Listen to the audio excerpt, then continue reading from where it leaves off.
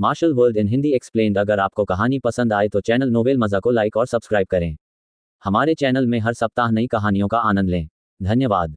अध्याय 81 से 90। झूयान अपने सामने रखे चिड़िया के घोंसले के सूप में बर्फ सफ़ेद चीनी मिट्टी के चम्मच से खेल रहा था और झांग कैंग द्वारा उसे कोई अच्छी खबर सुनाए जाने का इंतजार कर रहा था।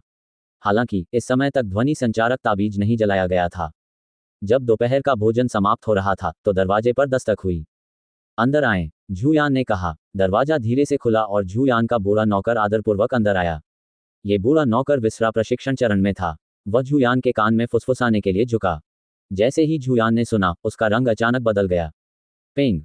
उसके हाथ में जो सोने के धागे वाला छोटा कटोरा था, वह उसने 2 टुकड़ों में तोड़ दिया। क्या कहा आपने? लैन यूनिवे डर के मारे उछल पड़ी, लेकिन बूढ़ा नौकर इन प्रतिक्रियाओं का आदी था। बूढ़ा नौकर आधा कदम पीछे हटा और एक बार फिर बोला, युवा मालिक, झांग कैंग को लिन मिंग ने 3 चालों में हरा दिया। वह इतनी बुरी तरह घायल हो गया कि खून बहने लगा और अभी भी बेहोश है। इस तरह के अप्रत्याशित परिणाम से झूयान चौंक गया और क्रोधित हो गया, लेकिन लैन यूनुए पूरी तरह से सदमे में थी। लिन मिंग वास्तव में जीता और उसने झांग कैंग को 3 चालों में हरा दिया। वह इतनी बुरी तरह घायल हो गया था कि उसके मुंह से खून निकलने लगा था। ये कैसे हो सकता है? वह शुरू में इस बात से चिंतित थी कि झांग कैंग अपने हाथों से बहुत क्रूर व्यवहार करेगा और उसने यह नहीं सोचा था कि परिणाम इतने विचित्र होंगे। झूयान उदास और डरावना लग रहा था।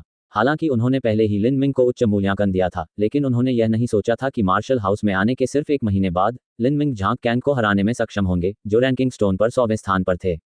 अगर वह उसे और समय दे तो क्या ये लिन मिंग उसके सिर पर चढ़ पाएगा? अब से पहले झूयान ने इस लिन मिंग को केवल एक मनोरंजक शगल के रूप में देखा था, एक प्यारा सा शिकार जिसे वह ऊब जाने पर छेड़ सकता था। लिन मिंग की प्रतिभाहीन थी, उसकी ताकतहीन थी और यहाँ तक कि उसकी पारिवारिक पृष्ठभूमि भी हीन थी। अगर उसने अभी अभी कुछ मूल्यवान और दुर्लभ सामग्री खाई होती या कुछ भाग्यशाली मुठभेड़ हुई होती, तो उसने एक पल के लिए भी नहीं सोचा होता कि लिन मिंग उसे धमकी दे सकता है। यहाँ तक कि जब लिन मिंग से निपटने की बात आई तो वह व्यक्तिगत रूप से ऐसा करने के लिए खुद को नीचा नहीं करना चाहता था, इसलिए उसने उसके लिए जाल बिछा दिए थे और उसके रास्ते में बाधाएं डाल दी थीं। उनमें से किसी ने भी उसे नहीं रोका था और इस समय झूयान को संकट का गहरा भयावह आभास हो रहा था। लिन मिंग का विकास बहुत तेज था। यह अकल्पनीय रूप से तेज था। 4 महीने पहले वह शरीर परिवर्तन के प्रथम चरण में था, एक दयनीय छोटा मार्शल कलाकार जो इस बात की चिंता में था कि अपने घावों को ठीक करने के लिए दवा कैसे प्राप्त की जाए। लेकिन अगली बार जब वे मिले तो वह पहले से ही प्रवेश परीक्षा में प्रथम स्थान प्राप्त कर चुका था। इससे भी झूयान को कोई चिंता नहीं हुई, लेकिन उसे उम्मीद नहीं थी कि सिर्फ 1 महीने के अंतराल में उसने झांग कैंग को हरा दिया था।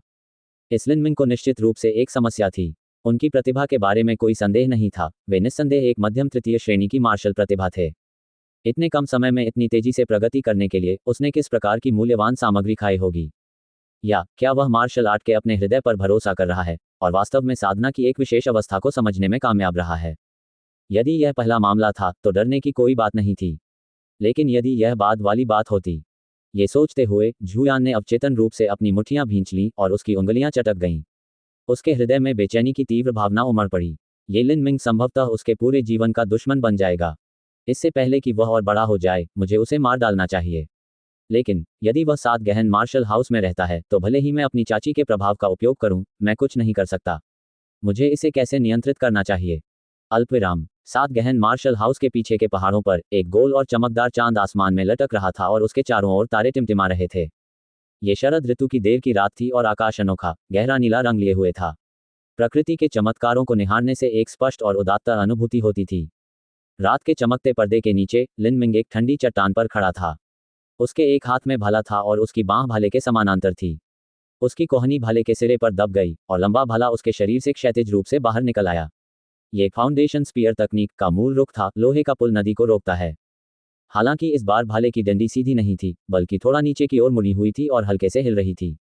लिन मिंग ने भाले की नोक पर 100 जिन का एक पत्थर लटका दिया था और यह वह पत्थर था जो लंबे भाले को नीचे झुका रहा था। यद्यपि वह शिलाखंड केवल 100 जिन का था, किंतु चूंकि वह भाले की नोक पर लटका हुआ था, इसका वास्तविक वजन उससे 10 गुना था। पेनेट्रेटिंग रेनबो के वजन के अलावा लिन मिंग की बांह पर लटकी कुल राशि 4000 जिन से अधिक थी। लिन मिंग के शरीर परिवर्तन के तीसरे चरण के आरंभ में गुरुत्वाकर्षण द्वारा खींचे जा रहे 4000 जिन से अधिक वजन को सहन करना पहले से ही उसकी सीमा थी। जैसे ही लिन मिंग ने अपने दाहिने हाथ में भाला पकड़ लिया, उसका बायां हाथ एक सच्चे सार पत्थर को पकड़ रहा था।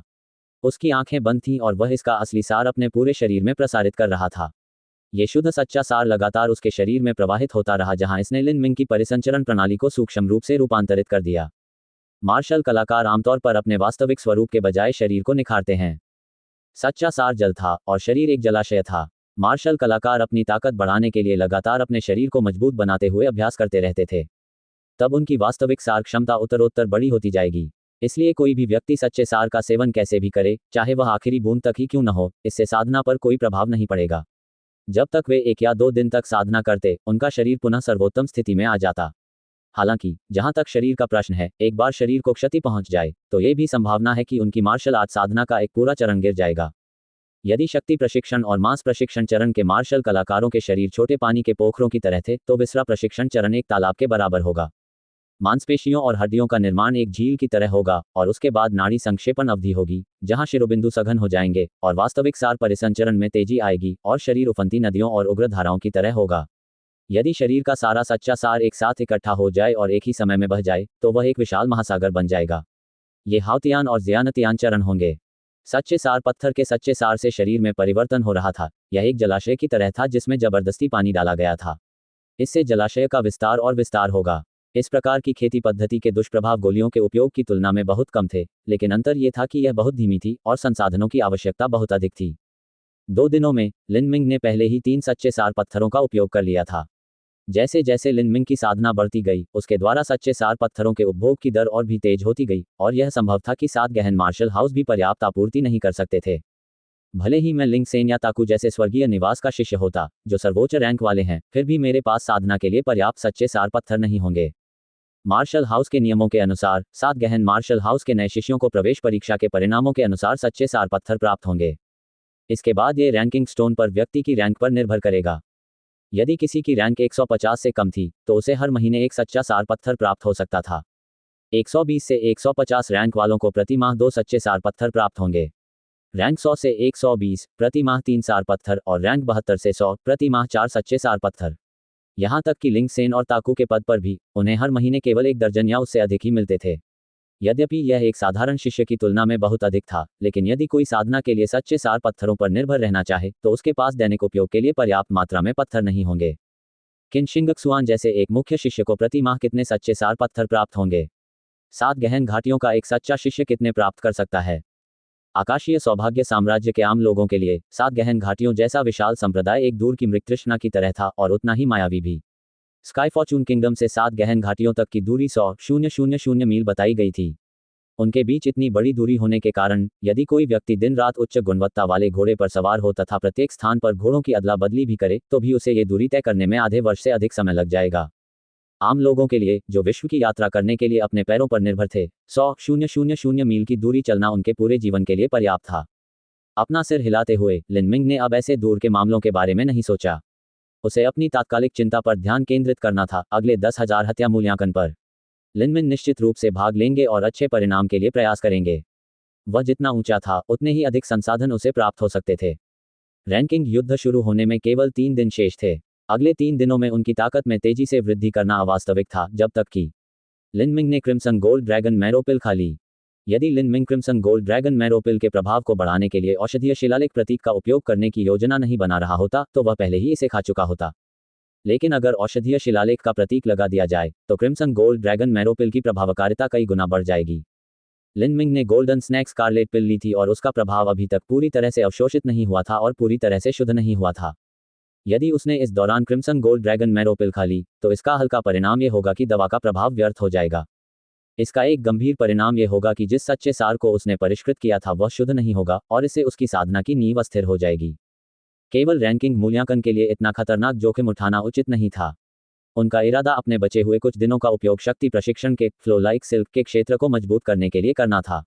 वह अपने भाला कौशल का अभ्यास करता रहा। जहां तक अपने शरीर को सच्चे सार के साथ संतुलित करने की बात है, तो सबसे पहले उसे 7 प्रमुख संहारक समूहों में अधिक समय प्राप्त करने के लिए यथासंभव उच्च रैंकिंग तक पहुंचना होगा और उसके बाद वह आगे बढ़ने का निर्णय लेगा। टकराना। अंततः लिन इसे और अधिक नहीं रोक सका और 100 जिन का पत्थर जमीन पर गिर पड़ा, जिससे टकराने पर धूल का बादल बन गया। लिन मिंग ने अपने बाएं हाथ से भाला पकड़ लिया, पत्थर पर निशाना साधा और अपना भाला आगे की ओर फेंका। पेंग। जैसे ही धातु पत्थर से टकराई, जोरदार धमाका हुआ।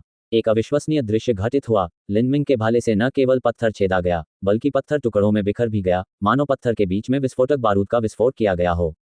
पत्थर छोटे छोटे टुकड़ों में बिखर गया और चारों ओर बिखर गया। सभी बिखरे हुए पत्थरों को देखकर लिन मिंग ने हल्की सांस छोड़ी। अराजक गुणों का मुकाबला करने वाले मेरिडियन में दर्ज रेशम जैसा प्रवाह शरीर फाड़ने वाली हड्डी को तोड़ने वाली मुट्ठी की तुलना में कहीं अधिक गहन और उन्नत स्तर पर था। शरीर को चीरती हड्डी को चकनाचूर करने वाली मुट्ठी की सर्वोच्च सीमा केवल रेशम की तरह प्रवाह की दहलीज को छू सकती थी। यदि उसने शक्ति प्रशिक्षण के फ्लो लाइक सिल्क में बड़ी सफलता प्राप्त कर ली होती तो उस भाले के प्रहार से वह पत्थर बारीक चूर्ण में बदल जाता और हवा के एक झोंके से हवा में बिखर जाता। इस बिंदु पर लिन मिंग अपने खाली हाथ का उपयोग करके झांग कैंग की पतली कृपाण को रोकने में सक्षम था और झांग कैंग के असली सार को फैलाने के लिए अपने स्वयं के सच्चे सार का उपयोग करने में सक्षम था। यदि उसका रेशम जैसा प्रवाह एक कदम और आगे बढ़ पाता तो लिन मिंग अपने खाली हाथ का उपयोग मार्शल कौशल को रोकने में भी सक्षम हो सकता था। उसके स्पंदन से एकत्रित सच्चे सार को झटका लगेगा और वह सब बिखर जाएगा जो मार्शल कौशल में संघनित हो गया था, ठीक उस शिलाखंड की तरह।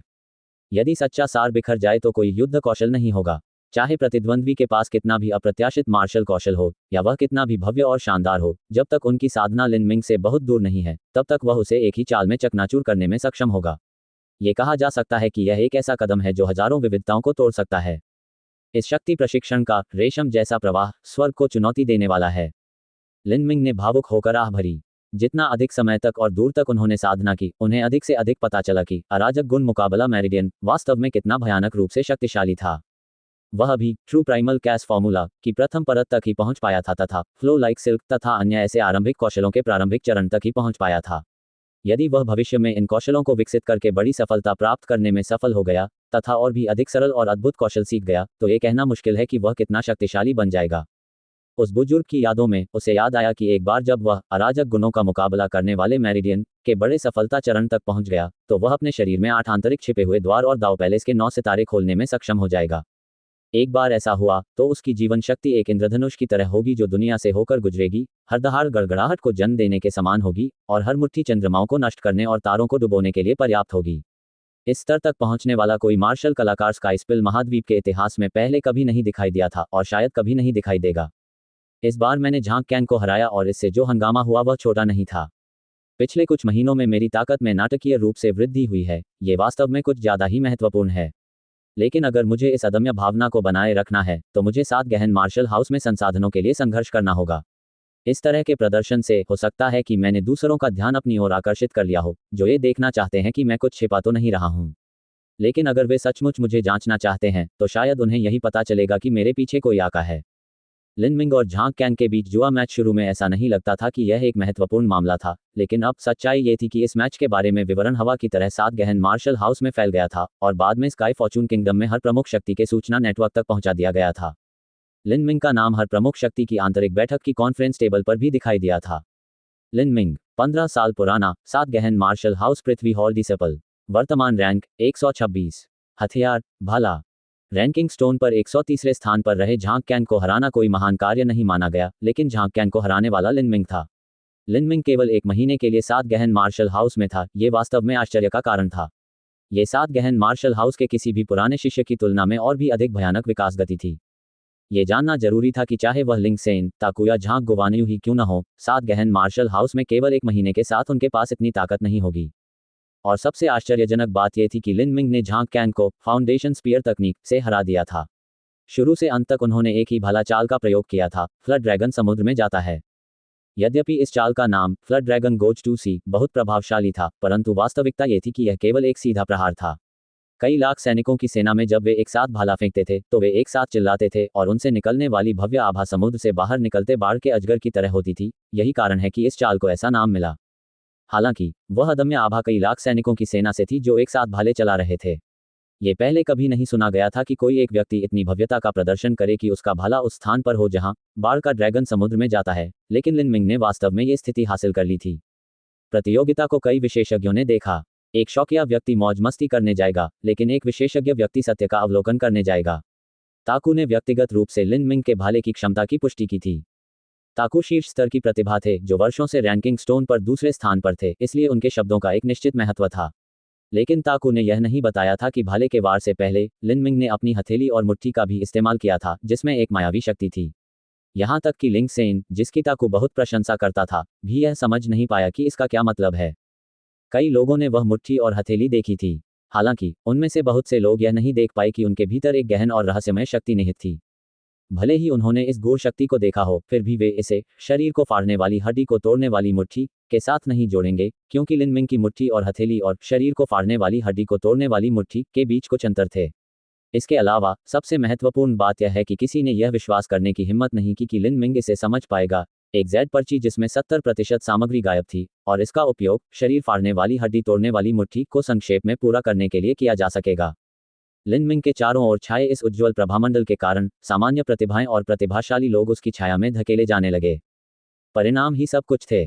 इससे कोई फर्क नहीं पड़ता कि लिनमिंग में कितनी प्रतिभा थी या वह सिर्फ 15 साल का लड़का था, उसकी उपलब्धियां एक स्थापित तथ्य थीं, और वह पहले से ही लिंगसेन और ताकू जैसे खिलाड़ियों पर दबाव बना रहा था।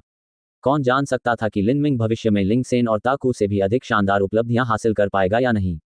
स्वाभाविक रूप से सभी प्रमुख शक्तियां, प्रभावशाली संस्थाएं और संगठन इस तरह की उभरती प्रतिभा को नजरअंदाज नहीं करेंगे। हालांकि 7 गहन मार्शल हाउस का एक नियम था कि कोई भी परिवार, यहां तक कि शाही परिवार भी, स्कूल अवधि के दौरान मार्शल हाउस में प्रवेश नहीं कर सकता था और शिष्यों की भर्ती करने का प्रयास नहीं कर सकता था। ऐसा मार्शल हाउस की सामान्य शिक्षाओं और शिष्यों की साधना को प्रभावित होने से बचाने के लिए किया गया था। इसलिए कुछ प्रमुख शक्तियां और महान परिवारों के स्काउट साल भर 7 गहन मार्शल हाउस के आसपास मंडराते रहते थे और लिनमिंग के स्कूल छोड़ने का इंतजार करते थे। वे न केवल लिनमिंग की प्रतीक्षा कर रहे थे, बल्कि वे नए 10,000 किलिंग एरे रैंकिंग युद्ध पर भी नजर रख रहे थे। वे ये देखने के लिए इंतजार कर रहे थे कि इस बार लिनमिंग कितनी ऊंचाई तक पहुंच पाएगा। बेशक वे पृथ्वी हॉल के अन्य सभी नए शिष्यों को भी उचित दृष्टि से देखेंगे। पिछले मूल्यांकन में उन्होंने कुछ भी नहीं देखा था, लेकिन 1 महीने की कक्षा के बाद यदि कोई सच्चा प्रतिभाशाली व्यक्ति हो तो वह अनिवार्य रूप से अलग दिखाई देगा। बस इतना ही था कि लिनमिंग के उभरते और चमकते उज्ज्वल प्रभामंडल के प्रकाश में अन्य शिष्य केवल एक मामूली सहायक भूमिका ही निभा सकते थे। यहां तक कि यूएलयूसिटी अभिजात वर्ग प्रतियोगिता के चैंपियन, वांग परिवार की नंबर 1 प्रतिभा, वांग यानफेंग, केवल ऐसे ही हो सकते हैं। अल्पविराम। लिनमिंग पहले से ही 34 दिनों के लिए 7 गहन मार्शल हाउस में था, और ये दूसरे 10,000 हत्या सरणी मूल्यांकन का समय था, जैसा कि निर्धारित किया गया था। 10,000 संहारक सेना एक घाटी में थी जो कि अहंकारी तलवार बांस से ढकी हुई थी। चूंकि इस बांस को लंबे समय तक परिश्रम से पोषित किया गया था, इसलिए यह बांस लंबा और सीधा था, तथा इसके पत्तों के किनारे नुकीले थे। एशलर स्क्वायर इस तलवार बांस ग्रोव के केंद्र में स्थित था। एशलर वर्ग के केंद्र में एक वेदी थी। इस समय बहुत से लोग पहले से ही यहाँ एकत्र होकर इधर उधर घूम रहे थे। इनमें से अधिकांश लोग अर्थ हॉल के शिष्य थे। पिछले महीने यहाँ आए 20 नए अर्थ हॉल शिष्यों में से केवल 7 या 8 ही दोबारा आए थे।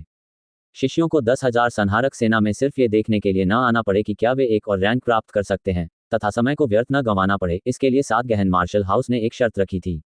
शर्त ये थी कि जब भी कोई 10,000 संहारक व्यूह को चुनौती देना चाहे तो उसे एक सच्चा सार पत्थर गिरवी रखना होगा। यदि वे कम से कम 5 रैंक ऊपर नहीं उठ पाते तो उनका असली सार पत्थर वापस नहीं दिया जाता। अर्थ हॉल के नए शिष्य को प्रति माह केवल एक सच्चा सार पत्थर ही प्राप्त होगा। ये 10,000 वध श्रृंखला में प्रवेश करने के लिए आवश्यक सच्चे सार पत्थरों की मात्रा थी। इसलिए जिन शिष्यों में कम से कम 5 रैंक आगे बढ़ने का आत्मविश्वास नहीं था, वे इस मूल्यांकन में भाग नहीं ले सके, क्योंकि एक सच्चा सार पत्थर उनके लिए बहुत अधिक मूल्यवान था।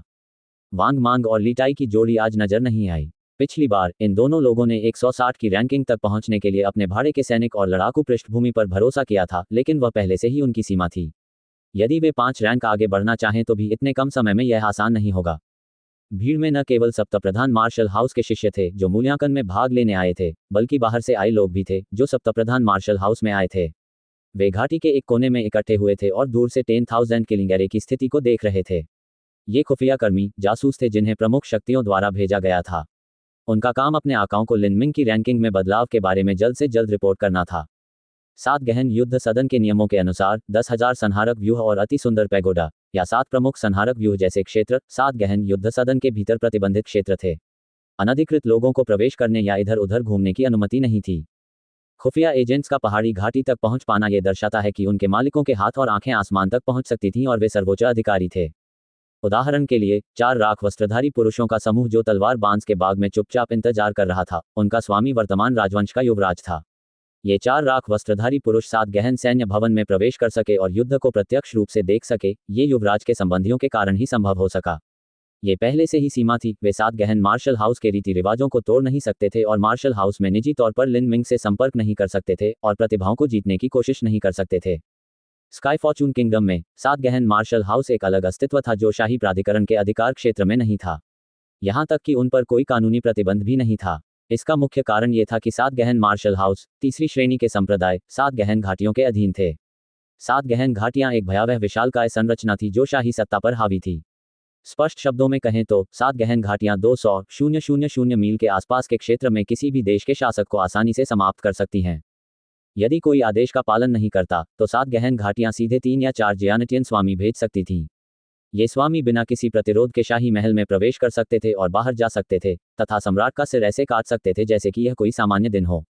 संपूर्ण स्काई फॉर्चून किंगडम का व्यापक दृष्टिकोण लें तो सबसे शक्तिशाली योद्धा जैसे कि किन शियाओ, मुई और अन्य मध्य हाउटियन चरण के आसपास थे। लेकिन इस तरह के व्यक्ति पहले से ही अत्यंत दुर्लभ थे और उनमें से अधिकांश सात गहन मार्शल हाउस में एक साथ इकट्ठे हुए थे। ये कहना कठिन होगा कि उन्होंने किसकी मदद की। 3 या 4 जियानटियन स्तर के शक्तिशाली लोगों का प्रतिरोध करने के लिए केवल कुछ ही मध्यम हॉटियन मंच स्वामी होने के कारण वे जवाबी कार्रवाई के बारे में कैसे सोच सकते थे। अतः जब सम्राट ने सप्तम सैन्य सदन के आदेशों के विरुद्ध विद्रोह किया तो वह केवल मरने का इंतजार कर सकता था। इसके बाद सात गहन घाटियां एक नए सम्राट की स्थापना के लिए सात गहन दूतों की नियुक्ति करेंगी। यदि पूरा शाही परिवार विद्रोह कर दे तो सात गहन घाटियां सम्राट के पूरे वंश को भी नष्ट कर सकती हैं। ऐसे भयानक अस्तित्व के साथ जो सभी सामान्य समझ से परे था, आकाश भाग्य साम्राज्य सभी आसपास के देशों सहित सात गहन घाटियों को एक पवित्र अलंघनीय मंदिर के रूप में मानता था और बिना किसी प्रतिरोध के सावधानीपूर्वक उनके चारों ओर घूमता था। और हर देश की बहुमूल्य औषधियों और सच्चे सार पत्थरों को संदूकों में भरकर सात गहन घाटियों में भेजा जाना था। यहाँ तक कि उन्हें खनन में सात गहन घाटियों की मदद के लिए जनशक्ति और श्रमिक भी भेजने पड़े। जब तक शाही परिवार आज्ञाकारी रूप से सभी आदेशों का पालन करता रहेगा और संसाधन देता रहेगा, तब तक सात गहन घाटियां राष्ट्र के आंतरिक मामलों में हस्तक्षेप नहीं करेंगी और कभी कभी विद्रोहों से छुटकारा पाने में उनकी मदद भी करेंगी। बेशक उनके प्रतिबंधों की भी एक सीमा थी। यदि कोई राजा पूरी तरह दुष्ट और बुरा था, या सरकार अक्षम थी, या आम लोग जीवित नहीं रह सकते थे और लगातार विद्रोह करते रहते थे, तो सात गहन घाटियां वर्तमान सरकार को छोड़ देती थीं और एक नया राजवंश स्थापित करती थीं। सात गहन घाटियों द्वारा प्रत्येक देश में सात गहन युद्धगृहों की स्थापना का महत्व प्रतिभाओं की खोज करना था, जिन्हें सात गहन घाटियों में लाया जाना था, लेकिन इसका उद्देश्य विभिन्न राष्ट्रों पर निगरानी रखना और उनका नेतृत्व करना भी था। मार्शल हाउस मास्टर का मुख्य कर्तव्य मार्शल हाउस की दैनिक शिक्षाएं देना नहीं था, बल्कि देश के संसाधनों के खनन और अधिग्रहण की जिम्मेदारी का ख्याल रखना था, जैसे कि सच्चे सार पत्थर, दुर्लभ और कीमती दवाएं, क्रूर जानवर का खून और अन्य संसाधन और सामग्री जिन्हें लगातार सात गहन घाटी में वापस भेज दिया जाता था। मार्शल हाउस मास्टर और सात गहन दूत के पास स्काई फॉर्चून किंगडम में बहुत अधिक अधिकार थे। मार्शल हाउस मास्टर संसाधनों को एकत्रित करने और संग्रहित करने तथा सात गहन मार्शल हाउस के प्रबंधन के लिए जिम्मेदार था, तथा सात गहन दूत शाही प्राधिकार की देखरेख के लिए जिम्मेदार था। उनका दर्जा सम्राट से भी अधिक था। ये कहा जा सकता है कि सात गहन घाटियां एक विशाल रक्त चूसने वाला पिशाच था, जिसने 200,000 मील के दायरे में कई देशों के सभी संसाधनों को चूस लिया था। हालांकि ये रक्त चूसने वाला पिशाच इतना अधिक शक्तिशाली था कि किसी भी देश ने विद्रोह करने की हिम्मत नहीं की। वास्तव में इन देशों के शासकों के लिए वे अपनी भूमि में स्थिरता के बदले में अपने देश के कृषि संसाधनों का बलिदान करने को तैयार थे। मनुष्यों के लिए अक्षय धन, सुंदर स्त्रियों का समूह तथा सर्वोच्च सत्ता शायद कुछ सच्चे सारमनियों से भी अधिक आकर्षक थे। इसलिए सात गहन मार्शल हाउस का सामना करते हुए शाही परिवार ने हस्तक्षेप करने की हिम्मत नहीं की और उनके आसपास भी सावधान रहना पड़ा। लेकिन जब तक लोग रहेंगे तब तक रिश्ते और संपर्क भी रहेंगे। सात गहन मार्शल हाउस आखिरकार स्काई फॉर्चून किंगडम में बनाया गया था और शाही परिवार को कुछ सुविधाएं देने के लिए यह उचित था, जैसे कि सम्राट के कुछ रिश्तेदारों और कनिष्ठों को अपवाद के रूप में मानव हॉल में प्रवेश करने की अनुमति देना। उदाहरण के लिए, वर्तमान में उन्होंने 2 राजकुमारों को 10,000 हथियारों की रैंकिंग युद्ध का निरीक्षण करने और देखने के लिए सात गहन मार्शल हाउस में स्काउट्स भेजने की अनुमति दी थी। अपना हौसला बनाए रखो, 10वें राजकुमार के अनुचरों से मत हारो, इन 4 राख वस्त्रधारी पुरुषों के मुखिया ने कहा। वह 40 वर्ष से अधिक उम्र के लग रहे थे और बिल्कुल साधारण दिख रहे थे। हाँ, बाकी 3 लोगों ने कहा। यदि युवराज ने लोगों को भेजा था तो 10वें युवराज, जो सिंहासन के लिए प्रतिस्पर्धा कर रहे थे, स्वाभाविक रूप से कुछ लोगों को भेजेंगे। जिन लोगों को शक्तिशाली लोगों के समर्थन की सबसे अधिक आवश्यकता होती है, वे अक्सर बड़े परिवार या वाणिज्य मंडल नहीं होते, बल्कि सेनापति और राजकुमार होते हैं। जनरलों ने सीमाओं और सरहदों की रक्षा की। जब वे युद्ध के लिए निकले तो दुश्मनों से निपटने और मिशन पूरा करने के लिए उन्हें शक्तिशाली सेनाओं की आवश्यकता थी। उन्हें स्वयं की रक्षा करने तथा हत्याओं से बचने के लिए भी पर्याप्त मजबूत होना आवश्यक था। जहां तक राजकुमारों का प्रश्न है, वे राज्य के भूभाग के लिए प्रतिस्पर्धा करते थे तथा अपने सभी शत्रुओं का सफाया करने के लिए उन्हें शक्तिशाली लोगों के समर्थन की भी आवश्यकता थी। तो फिर युवराज और 10वें युवराज के लोग अनुपस्थित कैसे हो सकते हैं? लिन मिंग से पहले सात गहन मार्शल हाउस में जिन लोगों को सबसे अधिक ध्यान मिला था, वे थे लिंग सेन, ताकू, झांग गुवानियू और कई मुख्य शिष्य। मार्शल हाउस के मुख्य शिष्यों में से यदि भविष्य में कोई अशुभ दुर्घटना न हुई तो वे निस्संदेह सात गहन घाटियों में प्रवेश करेंगे। इसके बाद वे सात गहन घाटियों में रह सकते हैं, या यहाँ तक कि उन्हें सात गहन मार्शल हाउस मास्टर के रूप में नियुक्त किया जा सकता है, या सात गहन घाटियों के लिए अन्य कारणों से भेजा जा सकता है। यदि वे 7 गहन घाटियों में रहते तो उनका अस्तित्व अलग और दूर होता और आकाश भाग्य साम्राज्य के साथ उनके संबंध बहुत बड़े नहीं होते।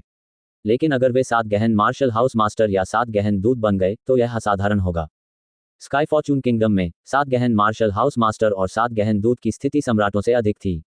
ये कहा जा सकता है कि यदि कोई राजकुमार किसी ऐसे मुख्य शिष्य को अपने पक्ष में करने में सफल हो जाता है जो एक दिन मार्शल हाउस मास्टर या 7 प्रमुख दूत बन सकता है तो उसके सिंहासन पर बैठने की संभावना 50% बढ़ जाएगी। यदि वे किसी ऐसे मुख्य शिष्य को अपने पक्ष में कर लेते जो पहले से ही मार्शल हाउस मास्टर या 7 गहन दूत बन चुका हो तो उनके द्वारा सिंहासन प्राप्त करने का मामला पहले से ही तय माना जा सकता था। हालांकि किन शिंगक्सुआन के अलावा 7 गहन मार्शल हाउस के सभी मुख्य शिष्य प्राचीन मार्शल परिवारों से आए थे जो साधना करने आए थे। वे आकाशीय भाग्य साम्राज्य से भी संबंधित नहीं थे, उन्हें जीतने का प्रयास करने की कोई उम्मीद ही नहीं थी। इसके अलावा चूंकि वे स्काई फॉर्चून किंगडम से संबंधित नहीं थे इसलिए भविष्य में ये सबसे अधिक संभावना थी कि वे स्काई फॉर्चून किंगडम में वापस नहीं आएंगे, भले ही वे 7 गहन दूत या मार्शल हाउस मास्टर बन जाएं। जहां तक किन शिंगशुआन की बात है वह भी ऐसी ही स्थिति में थी। छठी कक्षा की प्रतिभा के साथ उसने जियानटियन मार्ग पर चलने का संकल्प लिया था और संभवतः बाद में वह 7 गहन घाटियों में रहेगी। चूंकि मुख्य शिष्यों को जीतने का कोई मौका नहीं था इसलिए जो बचे वे स्वाभाविक रूप से स्वर्गीय निवास के शीर्ष रैंकिंग वाले स्टोन मास्टर थे। हालांकि यह अफसोस की बात थी कि लिंग सेन और ताकू सेना के लोग थे। वे 8वें राजकुमार यांग की दक्षिण पश्चिमी सशस्त्र सेना की प्रतिभाएं थीं और उन्हें जीतने का कोई मौका नहीं था। जहां तक झांग गुवानयू का सवाल है, इस व्यक्ति की पारिवारिक पृष्ठभूमि चैम्बर ऑफ कॉमर्स की थी। वाणिज्य मंडल बहुत लंबे समय से आज तक अस्तित्व में है। जो भीमकाय प्राणी इतनी देर तक खड़ा रह सकता था उसमें स्वाभाविक रूप से आत्मरक्षा की प्रवृत्ति होती थी कि वह अपना सिर उन स्थानों पर नहीं निकालता था जहां उसे नहीं निकालना चाहिए, इसलिए वह किसी भी परिस्थिति में सिंहासन के लिए लड़ाई में भाग नहीं लेता था। ऐसे मामलों में, जैसे कि जहां संघर्षरत ड्रैगन सिंहासन को छीनने के लिए लड़े, यदि वे सफल हो जाते तो वे अपना नाम बना सकते थे, लेकिन वाणिज्य मंडल पहले से ही बहुत धनी था। उन्हें किसी उपाधि या पुरस्कार की आवश्यकता नहीं थी। इसके बजाय यदि वे अपने प्रभाव का अतिक्रमण कर असफल हो गए तो उनके पूरे परिवार की संपत्ति जब्त कर ली जाएगी और उनके परिवार की सभी 9 पीढ़ियों को मौत की सजा दे दी जाएगी। इसलिए झांग गुवानयू किसी भी प्रमुख शक्ति में शामिल नहीं होंगे और इसके बजाय अपना जीवन केवल चैम्बर ऑफ कॉमर्स को समर्पित करेंगे। इस समय जब सिंहासन बदल रहा था, अचानक लिन मिंग प्रकट हुआ जो एक चमकदार सुपरनोवा की तरह बाहर आया। भले ही लिन मिंग की प्रतिभा सीमित थी लेकिन वह भविष्य में सभी को आश्चर्यचकित कर सकता था। कुछ राजकुमार लिन मिंग को जीतने में कोई कसर नहीं छोड़ना चाहते थे। यदि यह चमत्कार जारी रहा तो अंत में वह एक उत्कृष्ट गुरु बन जाएगा जो लिंग सेन और ताकू को पीछे छोड़ देगा। जहां तक मुख्य शिष्य बनने की बात है, उन्होंने इस पर कभी विचार नहीं किया था। आखिरकार लिन मिंग की योग्यताएं बहुत साधारण थीं। 10,000 हत्याओं की व्यूह रचना शुरू होने से 1/4 घंटा पहले क्राउन प्रिंस की कमान के तहत 4 जासूसों के राख वस्त्रधारी नेता ने अचानक अपना चेहरा घुमाया और फुसफुसाया, लिन मिंग आया। खुश हो जाओ, हाँ, इस मिशन के लिए हमें सफल होना ही होगा, हम असफल नहीं हो सकते। भले ही हम लिन मिंग को जीत ना पाएं, हम उसे 10वें राजकुमार के हाथों में बिल्कुल नहीं पड़ने दे सकते, अन्यथा हम अपना सिर क्राउन प्रिंस के सामने लाएंगे। हाँ, राख से लदे जासूस के ये शब्द कहने के कुछ देर बाद लिन मिंग बांस के झुरमुट के एक कोने में प्रकट हुआ। उस जासूस की नज़र एक बाज की तरह थी जो अपने शिकार लिन मिंग को आंक रहा था। बहुत छोटी, 16 साल की भी नहीं। उसका चेहरा अभी भी थोड़ा भोला भाला लगता है, लेकिन अगर मैं ध्यान से देखूं तो मैं देख सकता हूं कि उसके माथे पर एक चौंकाने वाली तेज और गर्व भरी आभा है। ये चेहरा और आभा निश्चित रूप से ऐसी चीज नहीं है जो किसी छोटे से तालाब से आती है। यह 820 जिन लंबा भाला है जिसे भेदक इंद्रधनुष कहा जाता है। कल मैं विशेष रूप से दिव्य शस्त्र हॉल में उस दुकानदार से पूछने गया था जिसने ये भाला बेचा था। एक 15 साल का युवक इतना भारी हथियार चुनेगा जिसे सीखना भी मुश्किल है, उसकी निर्भीकता और हिम्मत वाकई प्रशंसनीय है।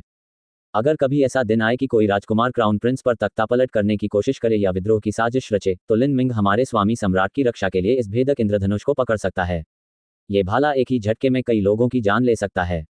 ये लिन मिंग, मुझे निश्चित रूप से महामहिम क्राउन प्रिंस के लिए इसे जीतना होगा।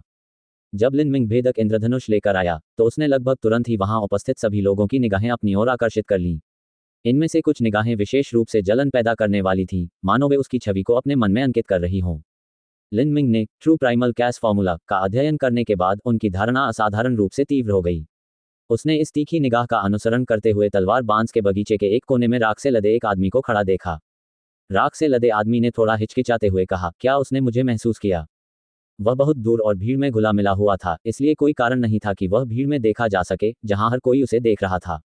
दुर्भाग्यवश उस पर ध्यान दिया गया क्योंकि उसे लगा कि यह घूरना काफी अलग था। ये लिंग मिंग, दूसरों के प्रति उसका अवलोकन ऐसा है मानो उसके पास किसी प्रकार का विशेष सेंस है। ये तो अकल्पनीय है। क्या उसकी आत्मिक शक्ति दूसरों से अधिक प्रबल है? राख से लदे आदमी ने चुपके से इस विशेषता को नोट करते हुए कहा। बाद में वह क्राउन प्रिंस के लिए सारी जानकारी सहित एक रिपोर्ट तैयार करेंगे। लिन मिंग के आने के बाद उसने बैठने के लिए एक जगह चुनी और पेनेट्रेटिंग रेनबो को अपने घुटने पर सीधा लिटा दिया। उन्होंने अपनी आंखें बंद कर लीं और अपनी सांसों पर नियंत्रण रखते हुए ध्यान लगाया। मार्शल हाउस के अन्य शिष्य अक्सर उस पर अपनी दृष्टि डालते थे। यहाँ तक कि स्वर्गीय निवास के कुछ शिष्यों को भी लिन मिंग की बढ़ती ताकत के प्रति हल्का सा डर महसूस हुआ।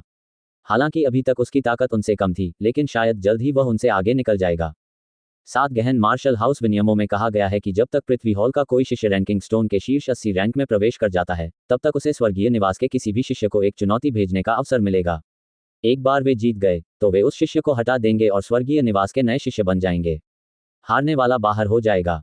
स्वर्गीय निवास के शिष्यों की संख्या 72 निर्धारित की गई थी। इन 72 लोगों में हर महीने बदलाव होते रहे। हर महीने प्रत्येक रैंकिंग युद्ध के अंत में 2 या 3 चुनौतियां भेजा जाना सामान्य बात थी। पृथ्वी हॉल के शिष्य हमेशा स्वर्गीय निवास के शिष्यों को बाहर धकेलने का लक्ष्य रखते थे। आखिरकार पृथ्वी हॉल और स्वर्गीय निवास के शिष्यों के बीच व्यवहार में अंतर बहुत बड़ा था। एक बार जब वे स्वर्गीय निवास में प्रवेश कर जाते तो उन्हें तुरंत एक अतिरिक्त पुरस्कार प्राप्त होता, जिसमें उच्च गुणवत्ता वाली गोलियां, 15 सच्चे सार पत्थर और 7 प्रमुख हत्या के साधनों का उपयोग करने के लिए 30 घंटे का समय शामिल होता। लिन मिंग इस बार या अगली बार शीर्ष 80 तक पहुंच जाएगा और फिर उनमें से एक को चुनौती देगा। तो फिर ये लोग चिंतित क्यों नहीं होंगे? कोई भी व्यक्ति स्वर्गीय निवास से निष्कासित नहीं होना चाहता था। इसका मतलब न केवल भारी मात्रा में संसाधनों का नुकसान था, बल्कि इससे प्रतिष्ठा का भी भारी नुकसान हुआ। अब तक भीड़ में हंगामा मच गया था। लियान, वू वेदाओ, झू यान। शीर्ष 50 रैंकिंग में 3 मास्टर अचानक प्रकट हुए। इस बार का 10,000 हत्या सरणी मूल्यांकन वास्तव में स्वामियों का जमावड़ा है। जैसे ही भीड़ बात कर रही थी, लिन मिंग की नज़र झू यान पर पड़ी। झू यान के साथ निश्चित रूप से लैन यून्युए भी थी। लैन यून्युए अभी अभी एशलेस क्वाय में प्रवेश कर रही थी, जहां वह रुकी थी। वह तलवार बांस के बाग के एक कोने में छिप गई। जाहिर है कि वह लिन मिंग से मिलने और उस शर्मनाक और अजीब स्थिति में पड़ने के लिए तैयार नहीं थी। लिन मिंग ने लैन यून्युए को एक नज़र भी नहीं बख्शा। उसकी नज़रें झू यान पर टिकी थीं। झू यान, तुम अंततः प्रकट हो गई हो। मैं पहले से ही 1 महीने से अधिक समय से 7 प्रोफाउंड मार्शल हाउस में हूँ और यह पहली बार है जब मैं आपको देख रहा हूँ। झू यान ने भी लिन मिंग की ओर देखा। उनके बीच चल रहे झगड़े के बारे में बहुत कम लोगों को पता था, इसलिए उनकी घूरती निगाहों पर किसी का ध्यान नहीं गया। ऐसा इसलिए भी था क्योंकि लियान और वू वेदाओ भी लिन मिंग को एक ही नज़र से देख रहे थे। यह नई पीढ़ी का शिष्य संभवतः एक शक्तिशाली प्रतिद्वंद्वी बन जाएगा, उस पर ध्यान देना सामान्य बात थी। झू यान ने केवल लिन मिंग को भावशून्य भाव से देखा। उसके चेहरे पर कोई भाव नहीं था, जैसे कि वह नहीं जानता था कि लिन मिंग कौन है। उसने एक पल के लिए लिन मिंग को देखा, फिर मुंह फेर लिया। हालांकि उस समय लिन मिंग ने वास्तव में महसूस किया कि झू यान की आंखों में एक ठंडी और जानलेवा मंशा छिपी हुई थी। झू यान के साथ उसकी लड़ाई लैन यून्युए के कारण शुरू हुई थी, लेकिन अब इसका लैन यून्युए से कोई लेना देना नहीं था। लिन मिंग ने झू यान को मार्शल आर्ट के अपने मार्ग में एक बाधा के रूप में माना, जिसे आगे बढ़ने के लिए उसे पार करना था। लेकिन झू यान अपनी बार बार की हार और निराशा के कारण लिन मिंग को अपने पक्ष में एक कांटा मानता था जिसे निकालना जरूरी था, अन्यथा मार्शल आर्ट के प्रति उसका दिल कभी पूरा नहीं हो पाता और उसमें हमेशा एक कांटा लगा रहता। शुरुआत में दोनों पक्ष केवल एक दूसरे पर कदम रखना चाहते थे और उन पर कदम रखना चाहते थे ताकि वे कभी भी असफलता से उभर न सकें।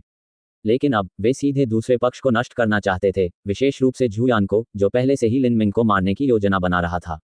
देखना, बाई जिंगयुन और मुरोंगजी, वे भी शीर्ष 50 रैंकिंग में 2 मास्टर हैं। अधिक से अधिक मास्टर आ रहे हैं।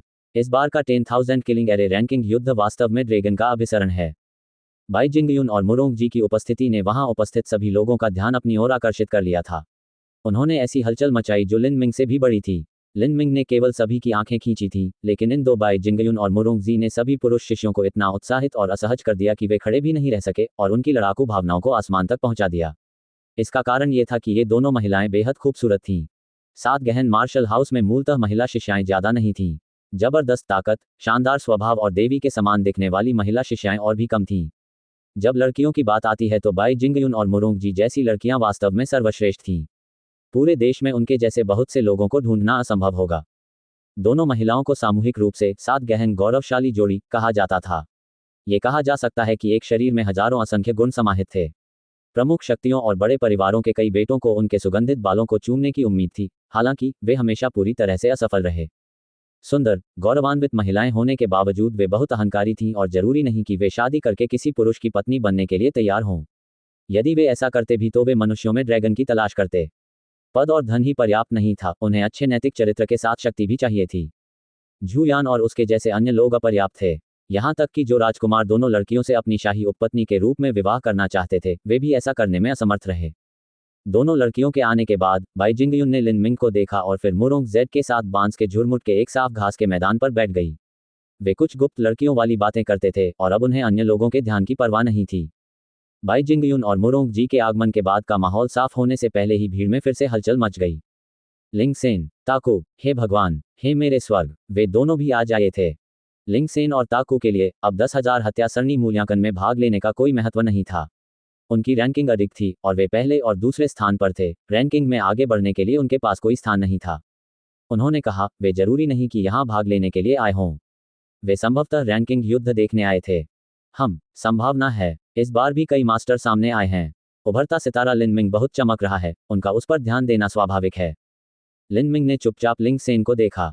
हालांकि यह तीसरी बार था जब वे मिले थे। पहली बार जब वे मिले थे, लिनमिंग को यह महसूस नहीं हुआ था कि लिंगसेन कितना भयानक और डरावना व्यक्ति था। अपनी साधना में सुधार के साथ उसने लिंगसेन की भयावह आभा को अधिकाधिक महसूस किया। यद्यपि लिंगसेन की साधना की तुलना किन शिंगक्सुआन के साथ समान रूप से की जा सकती है, लिनमिंग वास्तव में मानते थे कि किन शिंगक्सुआन लिंगसेन की बराबरी नहीं कर सकता था। ये लिंगसेन एक पूरी तरह से निर्दयी हत्या मशीन थी, एक जानलेवा जानवर। मैदान पर अधिकाधिक महारथी एकत्रित होने लगे। जब 10,000 किलिंग एरे का मूल्यांकन शुरू होने वाला था, शीर्ष 50 रैंकिंग में से 9 मास्टर पहले ही आ चुके थे। ये संख्या पहले से ही काफी अधिक थी। पूरे वर्ष में केवल स्कूल वर्ष के अंत में होने वाली अंतिम परीक्षा के समय ही ऐसा दृश्य देखने को मिलता था, जहां सभी शीर्ष शिक्षक एकत्रित होते थे। मूल्यांकन आधिकारिक रूप से शुरू होगा। उपस्थित सभी लोग जो मूल्यांकन में भाग लेना चाहते हैं, उन्हें 10,000 वध सरणी में प्रवेश करने के लिए एक सच्चे सार पत्थर का भुगतान करना होगा। इससे पहले कि 10,000 वध करने वाली व्यूह रचना के प्रभारी उपयाजक वरिष्ठ प्रशिक्षु ने अपने शब्द समाप्त किए, वांग यानफेंग पहले से ही वेदी पर कूदने वाले पहले व्यक्ति थे। वांग यानफेंग, वह जितना अधिक निराश होता है, उतना ही अधिक साहसी बन जाता है। मुझे आश्चर्य है कि इस बार वह कितने रैंक ऊपर उठ पाएगा। मंच के नीचे दर्शक वांग यानफेंग के पिछले मूल्यांकन प्रदर्शन पर चर्चा कर रहे थे। इससे पहले वह 168वें स्थान पर पहुंचने में सफल रहे थे, लेकिन उनके मूल्यांकन के बाद कई अन्य लोग पहले ही उनसे आगे निकल गए थे और उन्होंने वांग यानफेंग को 172वें स्थान पर धकेल दिया था। वांग यानफेंग ने ध्यान में अपना मन शांत किया और 10,000 वध वेदी पर बैठ गए। उन्हें एहसास हो गया था कि आज उनकी भूमिका बहुत छोटी होगी। यहां तक कि अगले 1 या 2 साल में भी यह उनकी स्थिति नहीं होगी। वह केवल एक एक कदम आगे बढ़ते हुए स्थिरता से लड़ सकता था। मूल्यांकन शुरू होगा। मंच पर प्रकाश का एक आवरण गिरा और वांग यानफेंग ने हत्या शुरू कर दी। मंच पर उपस्थित 12 लोगों में से अधिकांश की रैंक 120 के आसपास थी। जैसे जैसे मूल्यांकन समाप्त होने लगा, वांग यानफेंग पराजित होने वाले तीसरे व्यक्ति थे। उनकी अंतिम रैंकिंग 145वीं रैंक थी। ये वांग यानफेंग 150वीं रैंक पास करने में कामयाब रहा। उन्होंने कहा, यह केवल अस्थायी है, बाद में उसे हटा दिया जाएगा। हालांकि दूसरे महीने में शीर्ष 150 रैंक में प्रवेश कर पाना बहुत अच्छी बात है। वांग यानफेंग वास्तव में एक बहुत अच्छी प्रतिभा थे। हालांकि लिनमिंग का प्रभामंडल बहुत अधिक उज्ज्वल था और उन्हें पूरी तरह से उपेक्षित किया गया था। दूसरा राउंड। यदि आप मूल्यांकन में भाग लेना चाहते हैं तो मंच पर आइए, उपयाजक वरिष्ठ प्रशिक्षु ने एक बार फिर कहा। जैसे ही 12 सीटें खाली हुईं, बैंगनी रंग के कपड़े पहने एक युवा लड़की हवा के झोंके की तरह मंच पर आ गई। वह एक स्थान पर दृढ़ता से खड़ी रही। ये लड़की मुरोंग जी थी। बहन जिंगयुन, चलो मूल्यांकन जल्दी खत्म कर लें। ठीक है। तुरंत ही बाई जिंगयुन भी मंच पर आ गई। भीड़ में से कुछ लोग उत्साह और भय से चिल्लाने लगे। ये 2 खूबसूरत और घमंडी महिलाएं 17 और 18 साल की थीं। उनके दिव्य रूप और स्वभाव को एक तरफ रख दे तो इन दोनों लड़कियों की मार्शल आर्ट प्रतिभा को स्काई फॉर्चून किंगडम की युवा पीढ़ी के शीर्ष 10 में माना जा सकता है। इसके अलावा इन दोनों की पारिवारिक पृष्ठभूमि भी उत्कृष्ट थी। अन्य लोग उन पर केवल आहें भर सकते थे, मानो वे उनके ऊपर बादल हों। मुरोंग जी 2 साल तक 7 प्रोफाउंड मार्शल हाउस में रही थी और उसकी रैंकिंग 36 थी। बाई जिंगयुन 3 साल तक मार्शल हाउस में रही थी और उसकी रैंकिंग 26 थी। ये परिणाम विशेष रूप से मुरोंग जी के झूयान के समान ही अच्छे थे। जब सुंदर महिलाएं मूल्यांकन के लिए आती थीं, तो कई लोगों का ध्यान आकर्षित करना हमेशा बहुत आसान होता था। यहां तक कि कई जासूसों ने भी अपना सिर घुमा लिया, क्योंकि जिन प्रमुख शक्तियों के लिए वे काम करते थे, जैसे कि 10वें राजकुमार, वे हमेशा से इन दोनों लड़कियों से विवाह करना चाहते थे। निश्चित रूप से इन 2 लड़कियों की तुलना में किन शिंगक्सुआन कहीं अधिक शानदार अस्तित्व था। लेकिन किन शिंगशुआन एक बहुत दूर का आदर्श था। उसने जियानटियन मास्टर बनने का मार्ग अपनाने का संकल्प लिया था। जियानटियन गुरु वास्तव में कहानियों की एक किंवदंती थे, मनुष्य उन्हें छूने की आशा भी नहीं कर सकता था। किन शिंगक्सुआन से शादी करना केवल एक मूर्ख का सपना था। इस प्रकार मुरोंगजी और बाई जिंगयुन सभी पुरुषों की चाहत बन गए। यदि वे उनसे विवाह कर लें, तो न केवल उन्हें उनके पति होने का सुख प्राप्त होगा, बल्कि उनके सहयोग से उनके जीवन में भी बड़ी उन्नति होगी। इसके अलावा इतने सारे अन्य लाभों के बावजूद कौन इससे प्रभावित नहीं हुआ। यदि वे दोनों एक साथ विवाह कर सकें तो ये जीवन का शिखर होगा। यहाँ तक कि राजकुमारों ने भी इतने लालच से सपने देखने का साहस नहीं किया। 10,000 किलिंग एरे का हल्का आवरण उन पर गिर गया और इन दोनों लड़कियों का मूल्यांकन आधिकारिक रूप से शुरू हो गया।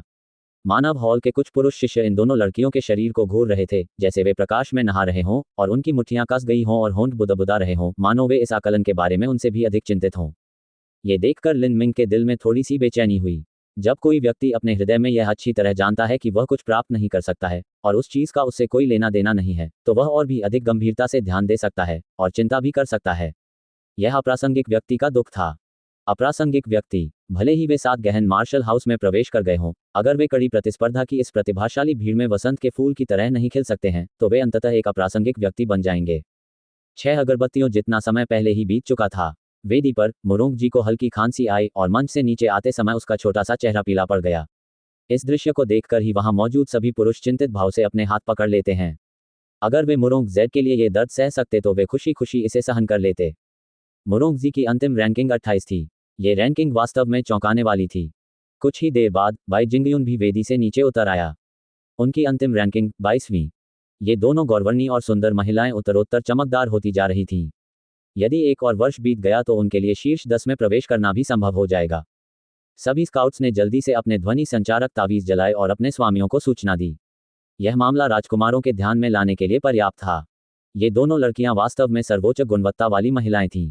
हालांकि यह अफसोस की बात थी कि राजकुमारों का दिल चाहे कितना भी द्रवित क्यों न हो, वे उन पर अपना दबाव नहीं बना सके। वे अपने पीछे छिपी शक्ति से डरते थे और यद्यपि उनका अपना प्रभाव कम नहीं था, फिर भी उन्हें शाही परिवार के आदेशों का सम्मान करना और उनका पालन करना पड़ता था। ये राजकुमार 7 गहन मार्शल हाउस की उपेक्षा नहीं कर सकते थे। किसी भी व्यक्ति, किसी भी संगठन, यहाँ तक कि शाही परिवार में भी 7 गहन मार्शल हाउस के एक शिष्य को मजबूर करने का साहस नहीं था।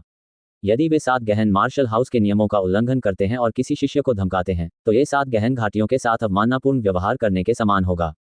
7 गहन घाटियों की भयावह शक्ति शाही परिवार को भय से कांपने पर मजबूर करने के लिए पर्याप्त थी। मूल्यांकन का तीसरा दौर शुरू होगा। जो शिष्य भाग लेना चाहते हैं वे मंच पर आएं। उपयाजक वरिष्ठ प्रशिक्षु ने एक बार फिर घोषणा की। स्थान खाली होने के बाद झुयान ने लिन मिंग को एक सूक्ष्म नजर से देखा और फिर धीरे से मंच पर कदम रखा। झुयान मंच पर गया। अपनी प्रतिभा के कारण झुयान अपनी पीढ़ी के शीर्ष 10 प्रतिभाशाली लोगों में शामिल नहीं था, लेकिन उनमें बहुत अंतर नहीं था। वह 17 वर्ष का था और चौथी कक्षा की उच्च प्रतिभा वाला था। उन्होंने 2 साल तक 7 प्रोफाउंड मार्शल हाउस में भाग लिया था और उनकी रैंकिंग स्टोन रैंक 39 थी। परिणाम केवल मुरोंग जी से कम था। निश्चित रूप से इस बिंदु तक पहुंचने के लिए झुयान को चंचल और गंभीर नहीं दिखने वाले मुरोंग जी की तुलना में बहुत अधिक प्रयास और समय खर्च करना पड़ा। इसलिए यह प्रतिभा सचमुच कुछ हद तक बुरी थी। झुयान की ताकत और प्रतिभा के कारण उसने निश्चित रूप से कई प्रमुख शक्तियों का ध्यान आकर्षित किया था। हालांकि झुयान कभी भी ऐसा व्यक्ति नहीं बन सका जिसे रिझाया जा सके और जीता जा सके। झू परिवार के मुखिया की बेटी झुयान की चाची थी। उसने शाही महल में विवाह किया था और बाद में शाही उपपत्नी महारानी बन गई थी। वह अत्यंत प्रभावशाली 10वें राजकुमार की मां थी। इस प्रकार झुयान को 10वें राजकुमार का सदस्य बनना तय था।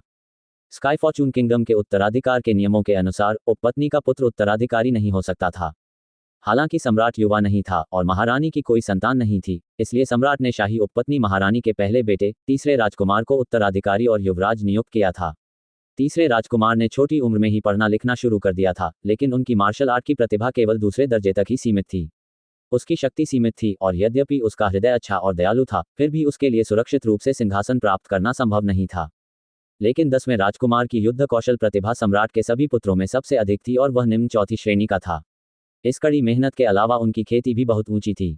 अपनी 20वीं की उम्र में 10वें राजकुमार ने सीमा पर सैनिकों की कमान संभाली थी और एक बहादुर योद्धा के रूप में प्रसिद्ध हो गए थे, जिन्होंने बार बार कई सैन्य कारनामों में जीत हासिल की थी।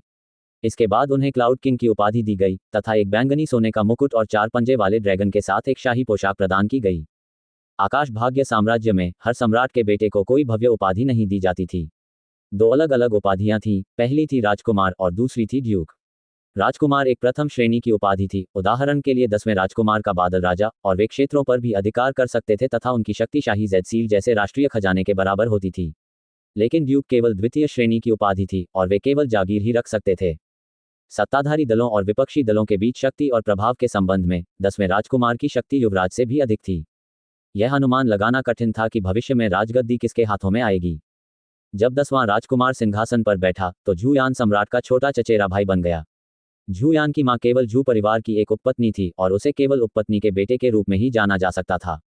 लेकिन उनकी चाची वास्तव में शाही उपपत्नी महारानी थी और वह उनके पिता के माध्यम से उनसे संबंधित थीं। हालांकि उनका रक्त संबंध थोड़ा दूर था, झुयान की उत्कृष्ट ताकत के साथ वह निश्चित रूप से नए सम्राट का मूल्यवान विश्वास प्राप्त करने में सक्षम होगा। मूल्यांकन शुरू। झुयान के 10,000 वध श्रृंखला में प्रवेश करने के बाद लोगों ने समय मापने के लिए तुरंत एक अगरबत्ती जलाई। एक के बाद एक अगरबत्तियां जलने लगीं और जल्द ही 5वीं अगरबत्ती भी आधी जल गई। झुयान का रंग अब थोड़ा कमजोर हो गया था। जैसे ही छठी अगरबत्ती जलाई गई और लगभग पूरी तरह जल गई, झुयान ने खांसी की और उसे 10,000 हत्याओं वाले समूह से बाहर भेज दिया गया। अंतिम रैंकिंग 32। लिनमिंग ने चुपचाप इस रैंक को देखा और उसे यह आश्चर्यजनक नहीं लगा। झुयान पहले से ही 7 गहन मार्शल हाउस के स्वर्गीय निवास में आधे साल से अधिक समय से था। उस समय उनकी साधना केवल शरीर परिवर्तन के तीसरे चरण के चरम पर थी, लेकिन अब वे शरीर परिवर्तन के चौथे चरण में प्रवेश कर चुके थे।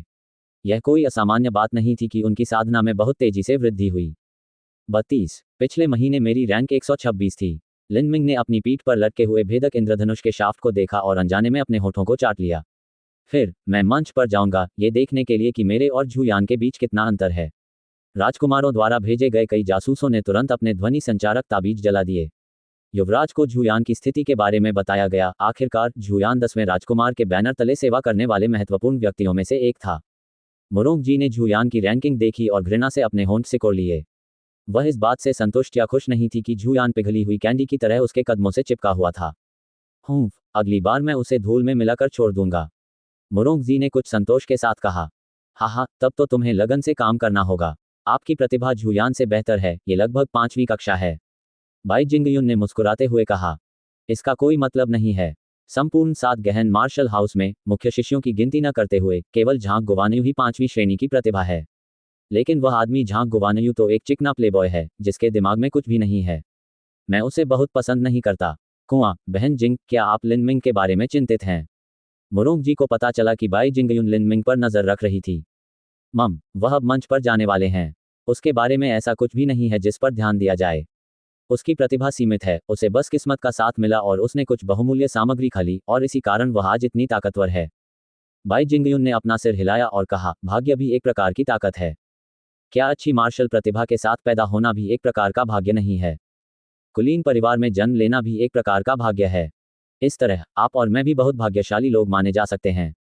कोई भी यह नहीं कह सकता कि लिनमिंग अपनी अच्छी किस्मत का सिलसिला जारी नहीं रख पाएगा। इसके अलावा जब वह 7 गहन मार्शल हाउस में प्रवेश किया था तब वह इतना मजबूत नहीं था। यह अवश्य ही क्रिम्सन गोल्ड ड्रैगन मैरोपिल और गोल्डन स्नैक स्कारलेट पिल ही थी जिसने उसकी साधना को इतनी तेजी से आगे बढ़ने में मदद की। शायद उसका शरीर बहुमूल्य दवाओं की प्रभावकारिता को अवशोषित करने के लिए विशेष रूप से उपयुक्त है। जैसा कि बाई जिंगयुन बोल रहा था, लिनमिंग पहले ही वेदी पर कदम रख चुका था। वहां उपस्थित सभी लोगों की नजरें लिनमिंग की ओर मुड़ गईं। वे देखना चाहते थे कि क्या ये लिनमिंग आज एक नया रिकॉर्ड बनाने में सक्षम होगा या नहीं, और क्या उसका नाम 7 गहन मार्शल हाउस के नए शिष्यों के बीच चमत्कार के रूप में लिखा जाएगा। प्रमुख शक्तियों द्वारा भेजे गए कार्यकर्ताओं ने भी उनका उत्साहवर्धन किया। इन समूहों में खुफिया एजेंसियों के अनुभवी लोगों के साथ साथ अनुभवी लॉबिस्ट भी शामिल थे। वे लिनमिंग के साथ गहन मार्शल हाउस छोड़ने का इंतजार कर रहे थे और फिर अपनी वाक्पटुता से उसे अपने स्वामी का समर्थन करने के लिए राजी कर रहे थे।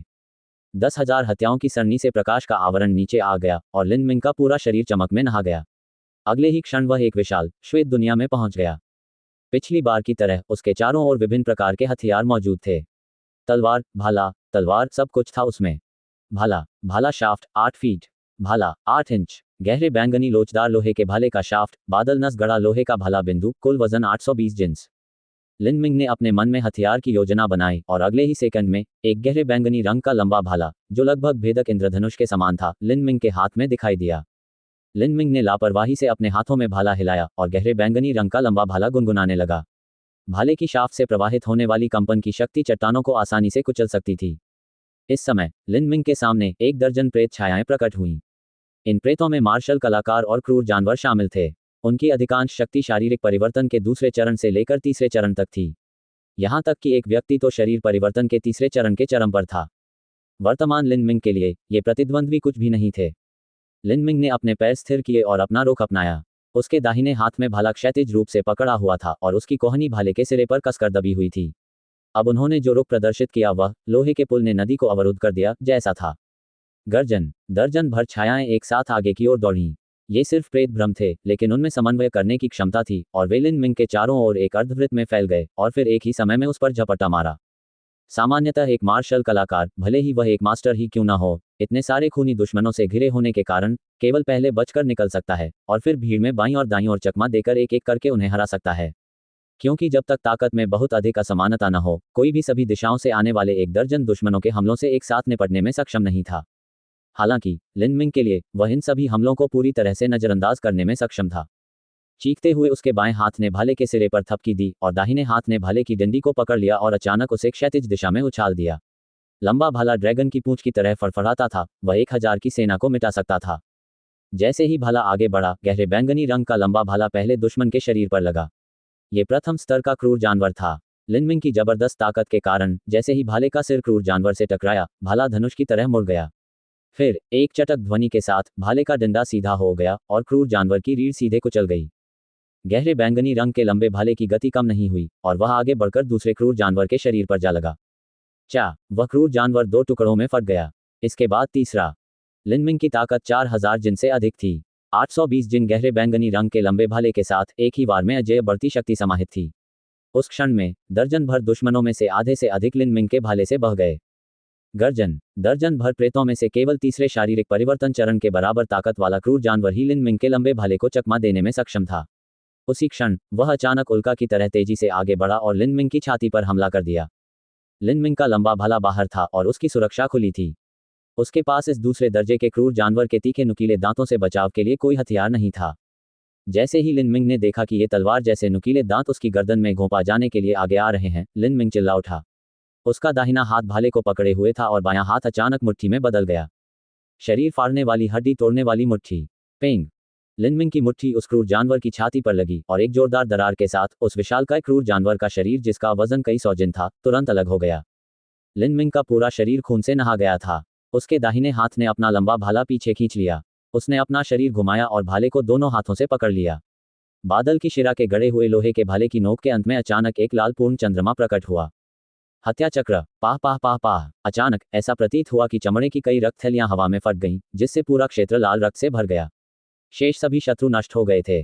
जब इन क्रूर जानवरों और मार्शल कलाकारों ने खुद को आगे फेंका था, तब से लेकर जब लिन मिंग ने अपना हमला किया और उन सभी को पूरी तरह से नष्ट कर दिया था, समय 2 सांसों से अधिक नहीं था। लिन मिंग ने 2 भाले और 1 मुट्ठी का इस्तेमाल किया था। 10,000 हत्या तंत्र के पास नए प्रेत बनाने का समय भी नहीं था। लिन मिंग द्वारा संपूर्ण मायावी जादू को पूरी तरह से साफ कर दिया गया था। ये हत्या की गति पूरी तरह से असामान्य थी। 2 पल के झपकने के बाद अंतरिक्ष में विकृति आ गई और नई काल्पनिक छायाएं प्रकट हो गईं। इस बार चाहे वह एक क्रूर जानवर था या एक मार्शल कलाकार, उनकी ताकत पहले की तुलना में एक स्तर अधिक थी। जो पहले हमला करता है उसे फायदा होता है।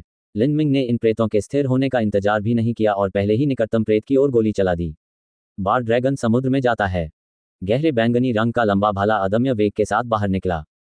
पाह। शिखर। तृतीय चरण शारीरिक परिवर्तन। मार्शल कलाकार लिन मिंग के भाले से छेदा गया था। एक लहर के साथ लिन मिंग ने लाश को अपने भाले से फेंक दिया। उनका भाला महाकाव्यात्मक भावना से भरा हुआ लग रहा था। 8 फुट 8 इंच लंबा गहरा बैंगनी भाला गहरे बैंगनी रंग के बाढ़ के अजगर के समान था, जो रक्तपात के समुद्र में तैर रहा था। जहां भी भाला जाता, खून बहने लगता। 1000 की सेना को मिटाने के लिए केवल भाला ही था। युद्ध की अराजकता और बीच में भाला सबसे अच्छा हथियार था। बेशक इसके लिए आवश्यक शर्तें ये थीं कि व्यक्ति के पास गाढ़ा और विशाल सच्चा सार होना चाहिए, साथ ही शक्ति उपभोग की इतनी भयावह दर को सहन करने के लिए शारीरिक शक्ति भी होनी चाहिए। हत्या चक्र। लिन मिंग ने अपना भाला चलाया और 3 क्रूर जानवर पीछे की ओर उड़ गए, उनके हाथ खुल गए। इस बिंदु पर लिन मिंग की मांसपेशियां कस गईं और उसकी नसें मुड़ते हुए कीड़ों की तरह उभर आईं। लिन मिंग अपने शरीर में सच्चे आदिम अराजकता फॉर्मूले को तेजी से घुमा रहा था और हर सांस के साथ हवा का प्रवाह एक बड़े सांप में संघनित हो रहा था, जो हवा में तैर रहा था। केवल सच्चे आदिम अराजकता फॉर्मूले की सही पहली परत के साथ साथ शरीर परिवर्तन के तीसरे चरण से प्रदान किए गए सच्चे सार के साथ लिन मिंग इतनी राक्षसी गति से दुश्मनों को मारने में सक्षम था। मुझे आश्चर्य है कि यह लिन मिंग कितनी देर तक अंदर रह सकता है। 10,000 हत्याओं की व्यूह रचना के बाहर सभी का ध्यान लिन मिंग की ओर था। यहां तक कि स्वर्गीय निवास के कई शिष्यों को भी नजरअंदाज कर दिया गया, जो शीर्ष 70 में थे और लिन मिंग के साथ वेदी पर थे। वह कम से कम 4 अगरबत्तियों तक जीवित रहेगा, शायद 5वें हिस्से का आधा भी। झांग कैंग 3.5 अगरबत्ती तक टिकने में सक्षम है। चूंकि लिन मिंग ने झांग कैंग को हरा दिया है, इसलिए उनका शीर्ष 100 रैंकिंग में पहुंचना सुनिश्चित है। यहां तक कि शीर्ष 90 या 80 में आना भी असंभव नहीं है। उन्होंने कहा, शीर्ष 100 में पहुंचना कोई समस्या नहीं है, लेकिन शीर्ष 80 तक पहुंचना इतना आसान नहीं है। ये स्वर्गीय निवास के एक शिष्य के निकट रैंकिंग है। स्पॉट अत्यधिक प्रतिस्पर्धी हैं। यदि आप शीर्ष 80 में प्रवेश कर सकते हैं तो आप स्वर्गीय निवास के एक शिष्य को चुनौती देने के लिए पात्र हैं, और यहां तक कि प्रवेश करने की संभावना भी है। अगर यह सच है तो कोई व्यक्ति जो केवल 1 महीने तक 7 गहन मार्शल हाउस में रहने के बाद स्वर्गीय निवास में प्रवेश करने में सक्षम है, वह अमानवीय है। ऐसे लोग थे जो रैंकिंग युद्ध में शीर्ष 90 में प्रवेश करने में सक्षम थे, लेकिन वे लोग 20 वर्ष से अधिक उम्र के थे। उनके पास सभी कारण थे कि वे पहले 7 गहन मार्शल हाउस में प्रवेश नहीं कर सके। जहां तक मैं जानता हूं, एक 15 वर्षीय खिलाड़ी का दूसरे राउंड में ही शीर्ष 100 में पहुंच जाना, पिछले 100 वर्षों में ऐसा नहीं हुआ है।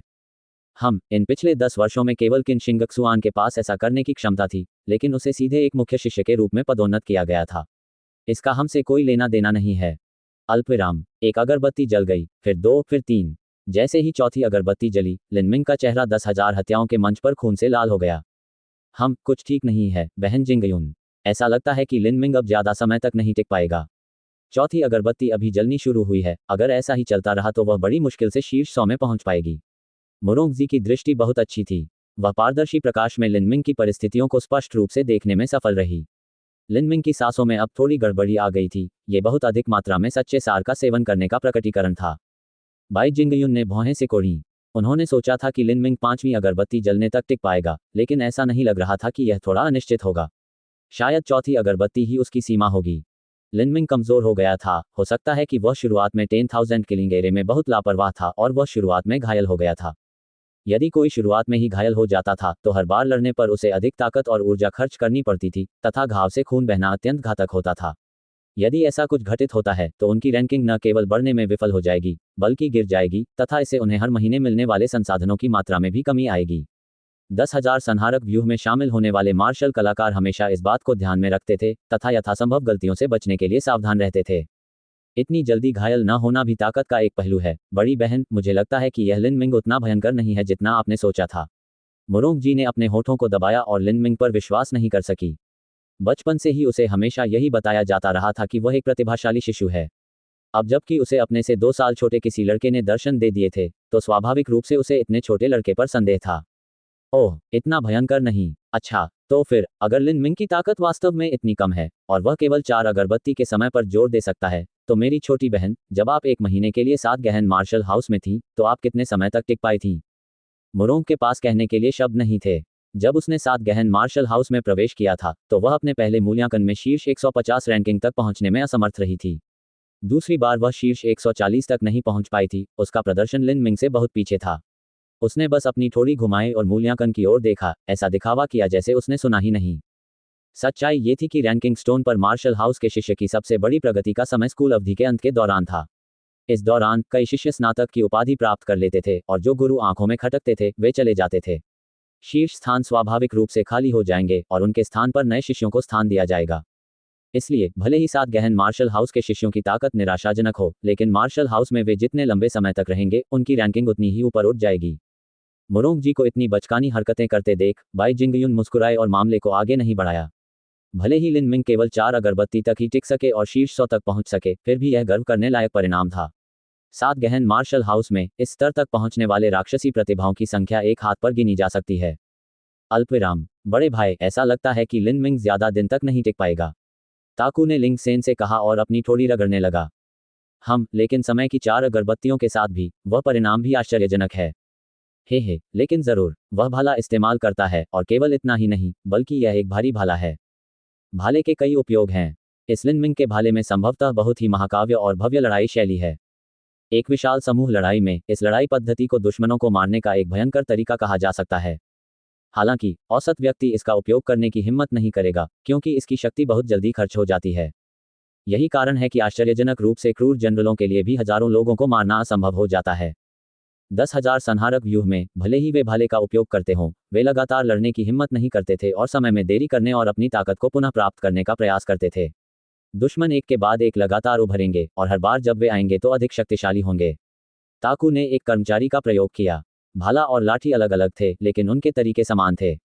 स्वाभाविक रूप से वह ऐसे हथियार के फायदे और नुकसान से परिचित था।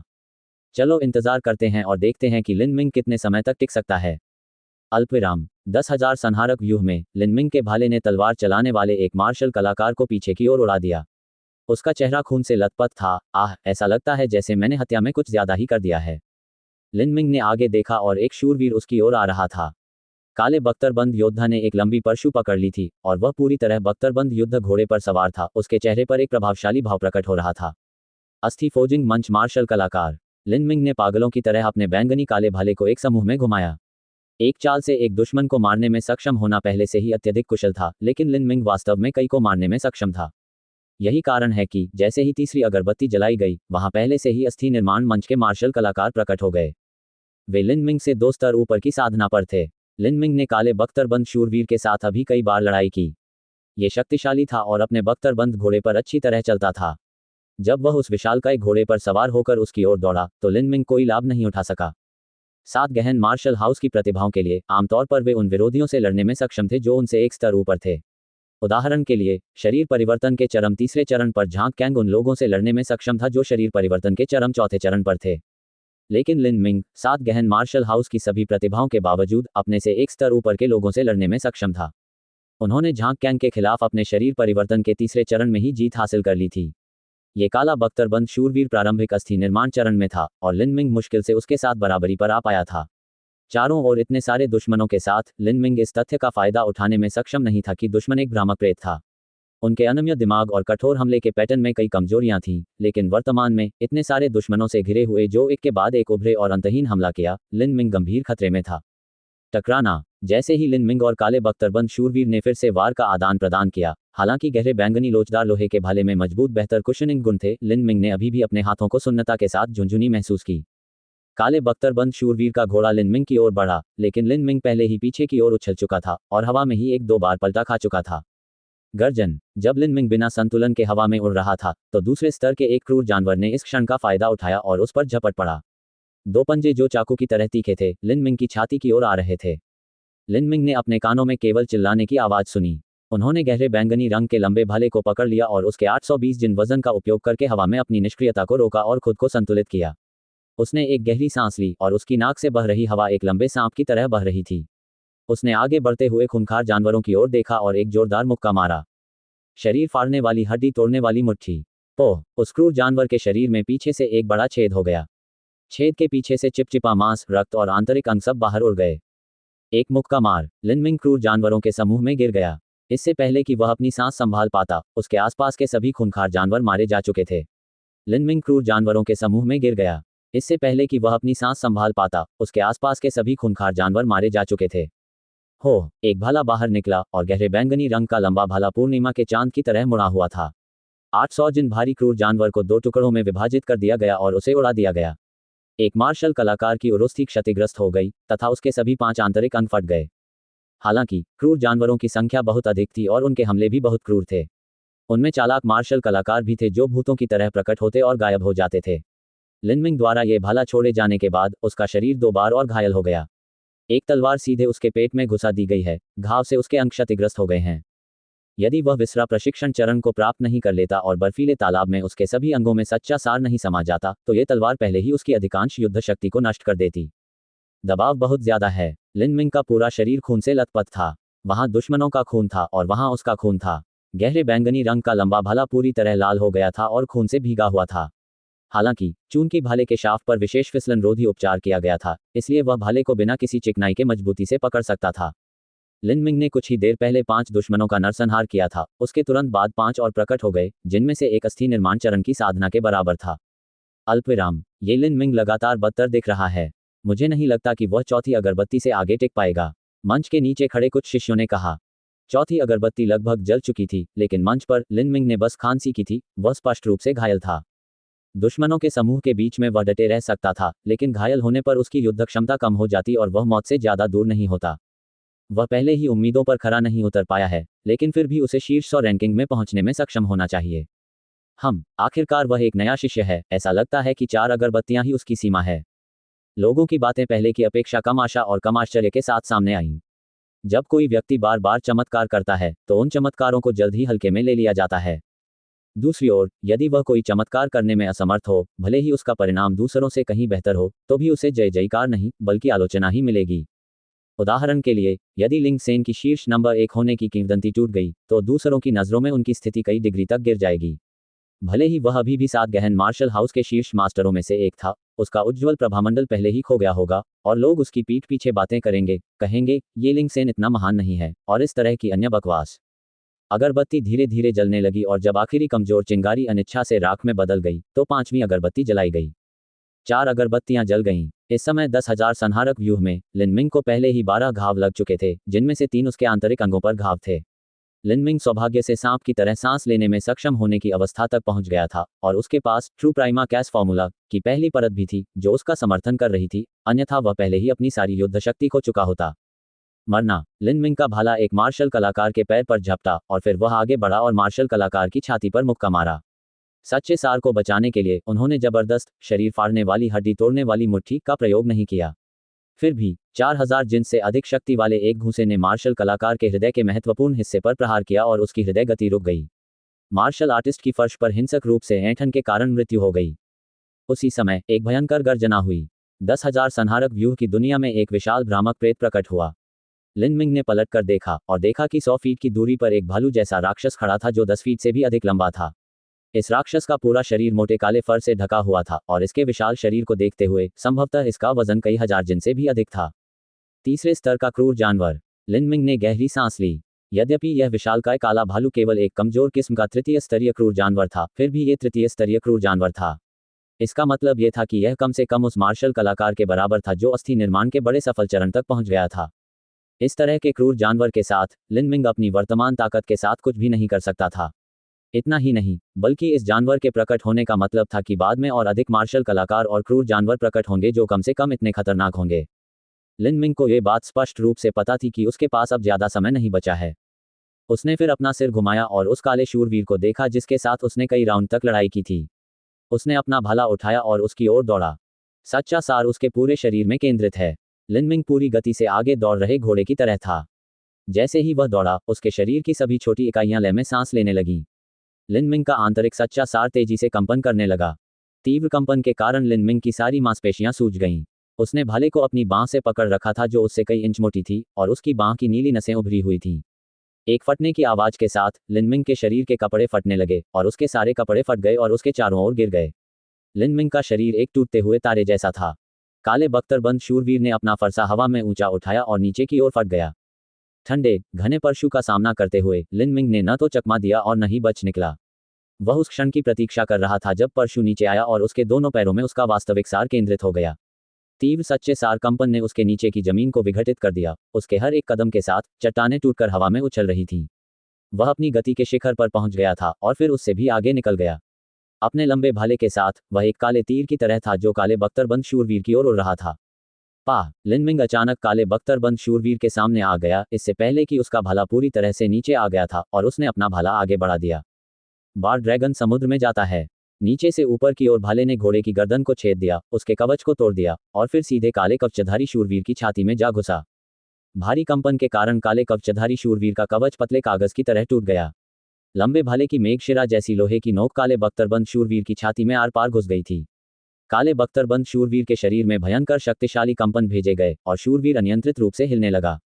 शूरवीर के सिर से बहुत अधिक खून बहने लगा और फिर वह तुरंत ही जमीन पर गिरकर मर गया। कंपन करने वाले सच्चे सार ने पहले ही उसके सभी आंतरिक अंगों को द्रवीभूत कर दिया था।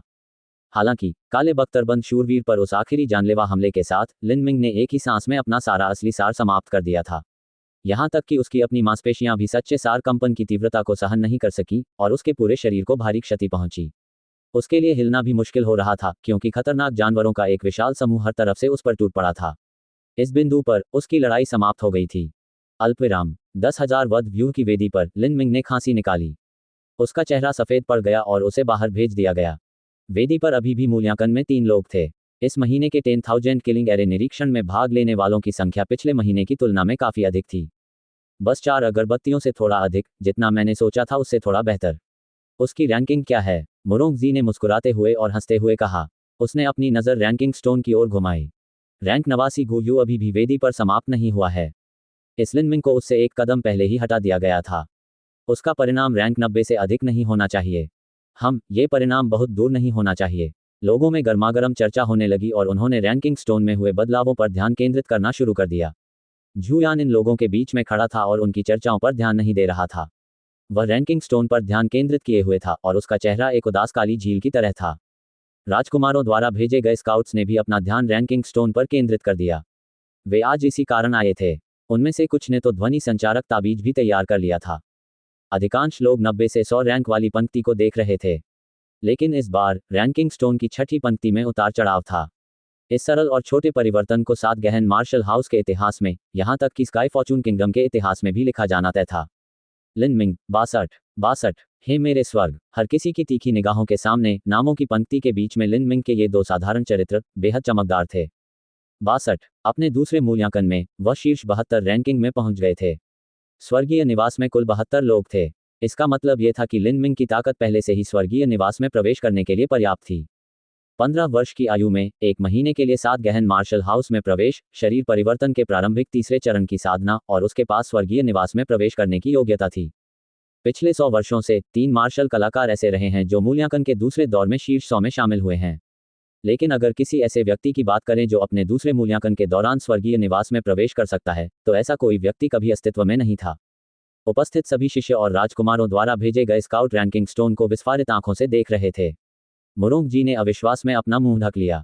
स्काउट्स इतने सदमे में थे कि वे अपने ध्वनि संचारक तावीजों के माध्यम से तुरंत परिणाम की सूचना देना भूल गए थे। ये स्वर्ग की इच्छा के विरुद्ध था। यह एक अत्यंत अद्भुत प्रतिभा थी जिसने लिंगसेन, ताकू और झांग गुवानियू को भी पीछे छोड़ दिया। नहीं, यह असंभव है। वह समय की केवल 4 अगरबत्तियों को पार करने में कामयाब रहा। उसे केवल पहले 100 रैंकिंग से आगे जाना चाहिए था। उसकी रैंकिंग संभवतः इतनी ऊंची कैसे हो सकती है? स्वर्गीय निवास मार्शल कलाकारों ने कहा। उनकी रैंकिंग 70 और उससे ऊपर थी। लिन मिंग के उनके बीच में आने का मतलब था कि उनमें से एक को स्वर्ग से बाहर निकाल दिया जाएगा। क्या 10,000 किलिंग एरे के रैंकिंग स्टोन में कोई गलती थी? ये कैसे संभव हो सकता है? यह एक भ्रामक जादू की व्यूह रचना थी जिसे एक जियानेटियन गुरु ने उकेरा था। यहां तक कि एक जियानेटियन मास्टर भी गलती कर सकता है। कुछ लोग आश्वस्त नहीं थे। कोई भी व्यक्ति स्वर्गीय निवास से बाहर नहीं निकलना चाहता था। चुप रहो, रैंकिंग स्टोन में कोई त्रुटि होना असंभव है।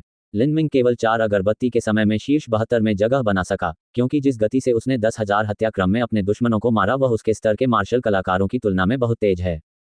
10,000 हत्याओं की व्यूह रचना के लिए जिम्मेदार उपयाजक ने बात की। ये व्यक्ति 7 गहन मार्शल हाउस का स्नातक था और पहले ही पल्स कंडेंसेशन अवधि तक पहुंच चुका था। 7 गहन मार्शल हाउस में वह न केवल एक उपयाजक थे बल्कि एक प्रशिक्षक भी थे। क्या यह उनके स्तर के मार्शल कलाकारों की तुलना में कहीं अधिक तेज है? डीकन का फैसला सुनकर ऐसा लगा जैसे आसपास की सारी हवा चूस ली गई हो। 10,000 संहारक व्यूह में शत्रु आकाश को काला करने की हद तक पराजित हो गए। दुश्मनों की लहर के बाद लहर आती रहती, प्रत्येक लहर पिछली लहर से अधिक भयानक होती। मूल्यांकन के कारण व्यक्ति की सांस रुक जाती है। हर कोई अपनी वास्तविक स्थिति को पुनः प्राप्त करने के लिए धीमी गति से चलने का प्रयास करता है। इसलिए 10,000 हत्याक्रम में प्रवेश करने वाला प्रत्येक व्यक्ति एक ही समय में दुश्मनों को मार सकता था और इसलिए उनकी रैंकिंग का अंदाजा इस बात से लगाया जा सकता था कि उन्हें कितना समय लगा। यदि लिन मिंग इतनी गति से वध करता तो निस्संदेह वह अपनी ताकत तेजी से खर्च करता और तेजी से मर जाता। ये तो बहुत ही असामान्य था। मुरोंग जी अभी भी अपना मुंह ढके हुए थी, उसे शब्द नहीं सूझ रहे थे। कुछ ही क्षण बाद वह बाई जिंगयुन की ओर मुड़ी और बोली, बड़ी बहन जिंगयुन, आप सही थी। ये लिन मिंग बस एक खेत का जानवर है। मुझे नहीं पता कि उसे किस तरह का भोजन खिलाया गया था। वह इस रैंकिंग के महत्व को लेकर बहुत स्पष्ट थी। शीर्ष 62 रैंकिंग के अलावा लगभग 1 दर्जन छात्र ऐसे थे जो वर्ष के अंत में स्नातक होने वाले थे। यदि लिन मिंग इसी रैंकिंग पर बने रहे तो भी वे वर्ष के अंत तक शीर्ष 50 में प्रवेश कर सकते हैं। वह शीर्ष 50 रैंकिंग से भी आगे निकल सकते हैं। लेकिन लिन मिंग उसी रैंकिंग पर कैसे रह सकते थे? हो सकता है कि वह वर्ष के अंत तक शीर्ष 30 में भी प्रवेश कर जाए और अपनी ही प्रतिस्पर्धा में शामिल हो जाए। बाई जिंगयुन ने नाक भान सिकुड़ी और फिर मुस्कुराई, छोटी लड़की, अपने शिष्टाचार का ध्यान रखो। तुम बस दूसरों से ईर्ष्या करते हो। मैं उससे ईर्ष्या क्यों करूं? मुझे बस चीज़ों को थोड़ा और गंभीरता से लेना होगा और फिर हम देखेंगे कि क्या मैं उनसे आगे निकल सकता हूं। मुरोंग जी ने अपनी छोटी मुट्ठियां उठाईं। इससे पहले वह हर समय बस खेलना चाहती थी। इससे पहले प्रवेश परीक्षा के दौरान ड्रीम ट्रायल में मुरोंग जी का परिणाम बिल्कुल गड़बड़ था। लगातार जोखिम उठाकर ही वह प्रत्येक बाधा को पार कर सकी। अल्पविराम, धत्तेरी की, जल्दी करो और इसकी सूचना महामहिम युवराज को दो। धिक्कार है मुझ पर, इस परिणाम ने मुझे सचमुच एक अंधे कुत्ते में बदल दिया है। युवराज के नेतृत्व में मुख्य जासूस अपने समूह पर फटते हुए अखरोट की तरह टूट पड़ा। हाँ, हम तुरंत रिपोर्ट भेज देंगे। एक छोटे बच्चे, जिसका सिर कुचला गया था, ने जल्दी से फुसफुसाकर सूचना दी और फिर अपने हाथों में ध्वनि संचारित करने वाला ताबीज जलाया। इस बीच 10वें राजकुमार के अनुयायियों ने अपने ध्वनि संचारक ताबीज भी जला दिए। जो व्यक्ति उनका नेतृत्व कर रहा था, उसने बांस के बाग में युवराज के 4 आदमियों को देखा। उसके चेहरे पर एक दुष्ट मुस्कान तैर रही थी। क्या बेवकूफ लोग हैं, वे अभी भी संघर्ष करने का निरर्थक प्रयास कर रहे हैं। समय हमारे पक्ष में है, महामहिम अवश्य ही जीतेंगे। क्राउन प्रिंस किस तरह का कचरा बाहर रख सकते हैं। इस लिनमिंग के लिए महामहिम ने पहले से ही विशेष रूप से मानव चरण शास्त्रों का एक सेट और एक उच्च गुणवत्ता वाला खजाना तैयार किया है। अल्पविराम। इस समय युवराज यांग लिन पूर्वी महल में थे। वह अपने गुरु मिस्टर मुई के साथ शतरंज खेल रहे थे। हाँ, महाराज क्या सोच रहे थे। वह शतरंज की चाल गलत थी। मुई ने मुस्कुराते हुए एक टुकड़ा हटाया और दूसरा ले लिया। यांग लिन का बोर्ड का निचला बायां हिस्सा पहले ही खो चुका था। यांग लिन ने मुस्कुराते हुए अपना सिर हिलाया। गुरुजी, मैं आपके खिलाफ खेलकर कभी नहीं जीता। चाहे मैं जल्दी हार जाऊं या देर से, अंतर बड़ा नहीं है। हाँ, भले ही आप कहें कि आपकी ताकत कम है, आप अपनी रीढ़ या लड़ने की भावना नहीं खो सकते। शतरंज एक युद्ध के मैदान की तरह है। भले ही आपकी तकनीक घटिया हो, युद्ध के मैदान में मरने वाला व्यक्ति पहले की तरह ही नायक बना रहता है। लेकिन अगर वह आत्मसमर्पण कर देता है और फिर उसे पकड़ लिया जाता है और मार दिया जाता है, तो ये शर्म की बात है। शिक्षक का पाठ बुद्धिमत्तापूर्ण होता है। मुई के लिए क्राउन प्रिंस के रूप में यांग लिन की कोई श्रेष्ठता नहीं थी। स्काई फॉर्चून किंगडम में एक मध्यम हाउटियन स्टेज मास्टर वह व्यक्ति होता था जिसे सम्राट को भी 3 सम्मान अंक देने पड़ते थे। क्योंकि वर्तमान सरकार और न्यायालय अशांत थे, मुई सबसे महत्वपूर्ण व्यक्ति थे जिन पर यांग लिन भरोसा करते थे। बताओ, तुम्हारे मन में क्या है। मुई ने बोर्ड पर मोहरा रखते हुए पूछा। यांग लिन ने कहा, मैंने आज अपने पिता सम्राट से मुलाकात की। उसका शरीर पहले से भी बदतर लग रहा है। मुई ने मन ही मन सोचा।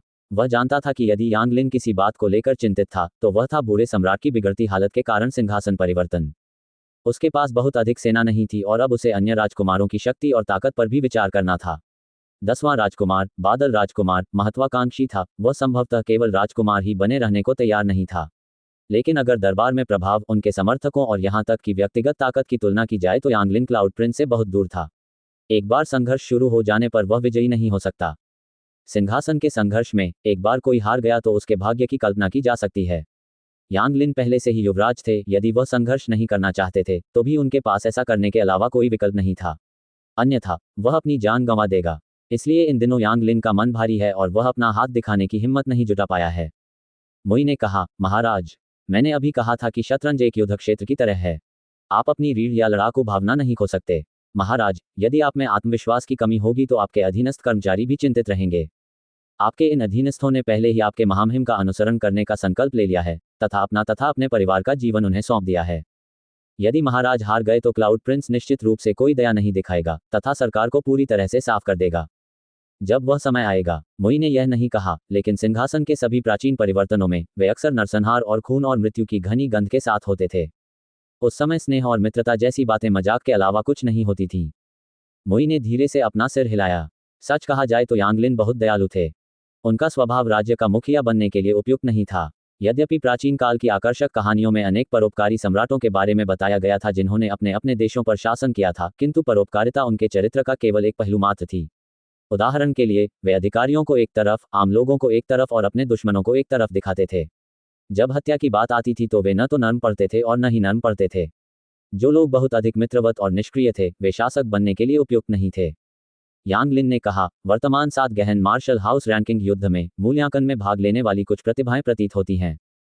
मैंने जिशान और अन्य लोगों को भेजा क्योंकि मैं उसे जीतना चाहता था, लेकिन मैं कोई आशा नहीं रख रहा हूं। मेरा 10वां छोटा भाई कई वर्षों से सभी दिशाओं में युद्ध के मैदान में रहा है। उसने कई पड़ोसी देशों के कुलीन लोगों को बंदी बना लिया है और उनसे भारी मात्रा में धन, आभूषण, सुंदर महिलाएं और साधना विधि पुस्तिकाएं हासिल कर ली हैं। विशेषकर दुर्लभ साधना मैनुअल मार्शल कलाकारों को विशेष रूप से लुभाते हैं। मुझे नहीं लगता कि मैं अपने 10वें छोटे भाई के बराबर कुछ भी दे सकता हूं। जब विश्व में शांति थी तो सभी लोग लाभ के लिए एक दूसरे के पास आते थे, लेकिन जब विश्व में अशांति थी तो सभी को लाभ के लिए दूसरों के पास जाना पड़ता था। यदि कोई शासक प्रतिभाओं को जीतना चाहता था तो उसे तदनुसार पुरस्कार देने की आवश्यकता होती थी। इसलिए एक राजकुमार का धन भी उनकी ताकत का एक महत्वपूर्ण मानक था। अन्यथा यदि आप कोई मूल्यवान वस्तु नहीं दे सकते तो कोई उसके लिए क्यों मरेगा। ओह, प्रतिभा कौन? मुई का दिल द्रवित हो गया। उसे पहले से ही एक हल्का सा अनुमान था। लिन मिंग, 15 वर्ष।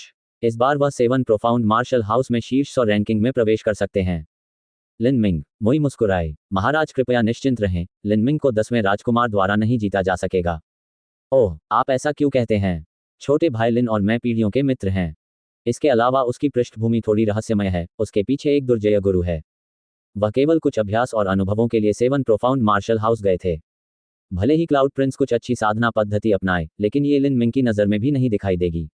और भी, क्या महामहिम को याद है कि 1 महीने पहले मैंने आपसे एक मित्र को बचाने में मदद करने के लिए कहा था? ये शरद ऋतु के आरंभ का दिन था और इसी दिन 7 प्रोफाउंड मार्शल हाउस की प्रवेश परीक्षा भी थी। उसे फंसाया गया और लगभग जेल में डाल दिया गया। क्या गुरुजी, क्या आप मुझे ये बताना चाहते हैं कि वह लिन मिंग था? यांग लिन जल्दी से सोच रहा था। वह तुरंत समझ गया कि मुई क्या कहना चाहता था। हाँ, वह लिन मिंग था। हालांकि मेरा छोटे भाई लिन के साथ ज़्यादा संपर्क नहीं है, लेकिन मैं आपको बता सकता हूं कि मुझे लगता है कि वह बहुत ही नेक और अच्छा इंसान है। हालांकि उस समय महामहिम क्राउन प्रिंस की मदद ज़्यादा नहीं थी, लिन मिंग को इस दयालुता को याद रखना चाहिए। यद्यपि महाराज उसे जीत नहीं पाएंगे, लेकिन वह क्लाउड प्रिंस का अधीनस्थ भी नहीं बनेगा और महाराज का विरोध भी नहीं करेगा। ये सचमुच एक सुखद आश्चर्य है। क्राउन प्रिंस के चेहरे पर खुशी के भाव उभर आए। यद्यपि सम्राट का शरीर हर साल खराब होता जा रहा था, लेकिन कीमती दवाओं की देखभाल और चिकित्सकों की मार्शल आर्ट कंडीशनिंग के तहत 5 या 6 साल या यहाँ तक कि 7 से 8 साल तक जीने में कोई समस्या नहीं होगी। किसी प्रतिभा को विकसित होने के लिए इतना लंबा समय ही पर्याप्त था। हालांकि स्काई फॉर्चून किंगडम में काफी संख्या में पल्स कंडेंसेशन मार्शल कलाकार थे, उनमें से अधिकांश 7 गहन मार्शल हाउस में एकत्र हुए थे। अन्य लोगों को सरकार द्वारा उपाधियां प्रदान की गई थीं और वे मूलतः सेना में थे। राजकुमारों द्वारा उपयोग किए जा सकने वाले लोग कम होते जा रहे थे, क्योंकि बहुत कम लोग सिंहासन परिवर्तन के अशांत जल में उतरना चाहते थे। एक बार यदि उन्होंने गलती कर दी और गलत घोड़े पर दांव लगा दिया, तो उन्हें कोई नहीं बचा सकता था। यांग लिन की तरफ मुई की गणना न करते हुए केवल एक पल्स कंडेंसेशन मार्शल कलाकार था, जो पहले से ही 50 वर्ष से अधिक उम्र का था। लेकिन 7 गहन मार्शल हाउस को देखते हुए वहां लिंग सेन था, जिसकी साधना पहले से ही शरीर परिवर्तन के चौथे चरण के चरम पर थी और जिसकी असली लड़ाकू शक्ति पल्स संक्षेपण अवधि के करीब पहुंच गई थी। उसे कुछ साल दीजिए और वह भी उस स्तर तक पहुंच सकता है। ये लिन मिंग अगला लिंग सेन बन सकता है। लिन मिंग 7 गहन मार्शल हाउस में एक प्रतिष्ठित दुर्लभ प्रतिभा थी जो केवल कुछ दर्जन वर्षों में दिखाई देती थी। यदि वह किसी दल में शामिल होने का निर्णय ले लेता है तो उसे मिलने वाली शक्ति और प्रभाव एक कदम बढ़ जाएगा। इसलिए लिन मिंग के लिए यह प्रतियोगिता, हालांकि यह छोटी लग रही थी, वास्तव में बहुत महत्वपूर्ण थी। इस समय यांग लिन के सामने एक लाल लौ जल उठी। शुद्ध सोना, एक तत्काल ध्वनि संचारण ताबीज। महाराज, लिन मिंग का परिणाम आ गया है। उनकी रैंकिंग 62 है। क्या? यांग लिन वहीं खड़ा हो गया। 62? क्राउन प्रिंस के रूप में वह जानते थे कि दूसरे मूल्यांकन में 62वीं रैंकिंग हासिल करने का क्या मतलब होता है। यहां तक कि लिंग सेन भी इससे कमतर था। लिंग सेन पहले से ही एक असामान्य अस्तित्व था। शरीर परिवर्तन के चौथे चरण की चरम साधना के साथ वह नाड़ी संक्षेपण अवधि की ताकत तक पहुंचने में सक्षम था और ये लिन मिंग और भी अधिक विचित्र था। उन्होंने तुरंत एक और ध्वनि संचारक ताबीज भेजा। हालांकि वह जानता था कि जीशान और अन्य लोगों के लिए इतनी बड़ी गलती करना असंभव था, फिर भी उसे इस मामले की पुष्टि करनी थी। कैसा है? ध्वनि संचारित करने वाला ताबीज ध्वनि को सीधे प्राप्तकर्ता के दिमाग तक भेजता है। मुई ने कुछ भी नहीं सुना था। यांग लिन ने गहरी सांस ली और कहा, गुरुजी, लिन मिंग का परिणाम 62वां रैंक था। क्या? 62? मुई एक क्षण के लिए थोड़ा परेशान हुई, लेकिन तुरंत ही शांत हो गई। बेशक, चूंकि लिन मिंग इतने महान गुरु द्वारा चुना गया शिष्य था, वह तालाब में एक छोटी मछली कैसे हो सकता है?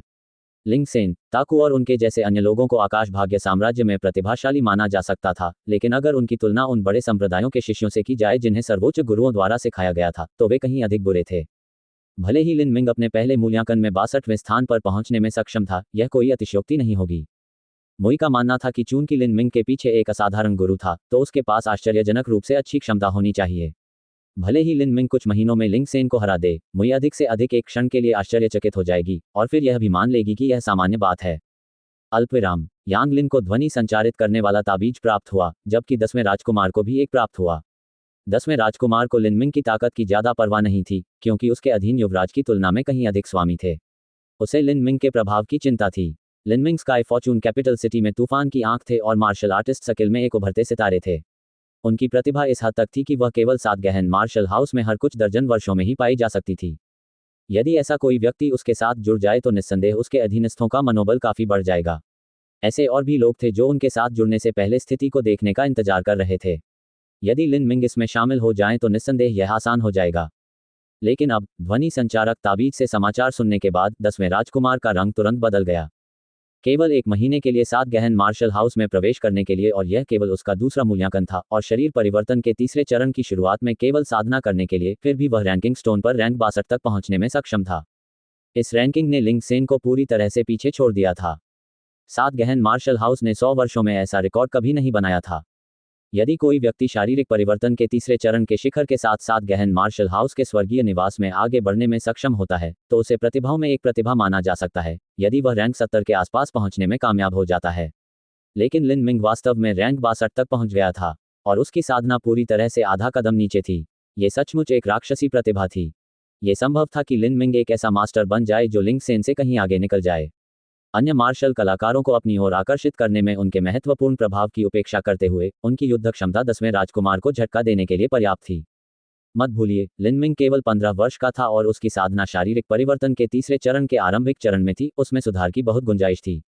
हाँ, भगवान मेरी मदद करें। जैसे ही सात गहन मार्शल हाउस की ये दुर्लभ प्रतिभा जो 100 वर्षों में नहीं देखी गई मेरे साथ जुड़ेगी तो स्काई फॉर्चून सिटी के मार्शल कलाकार इसे सुनेंगे और मेरे साथ शामिल होने के लिए अपने जूते हिलाते हुए आएंगे।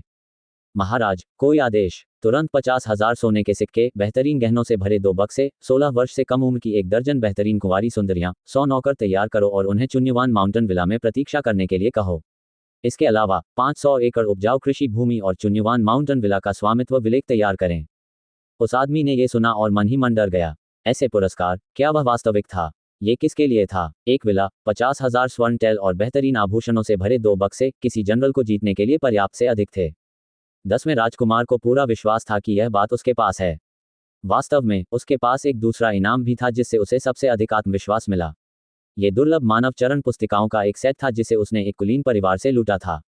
इसके साथ ही उन्होंने कई मार्शल कलाकारों पर विजय प्राप्त कर ली थी। यांगलिन, तुम मुझसे हार जाओगे। आप जो कर सकते हैं वह मेरे द्वारा किए जा सकने वाले कार्य का 10वां हिस्सा भी नहीं है। मैं देखना चाहता हूं कि जब तुम पर मेरा पूरा दबाव होगा तो तुम कैसे संघर्ष करोगे। मुझे उस बूढ़े संकी को मरने की जरूरत नहीं है। मैं पहला कदम उठाऊंगा और तुम्हें पकड़ लूंगा।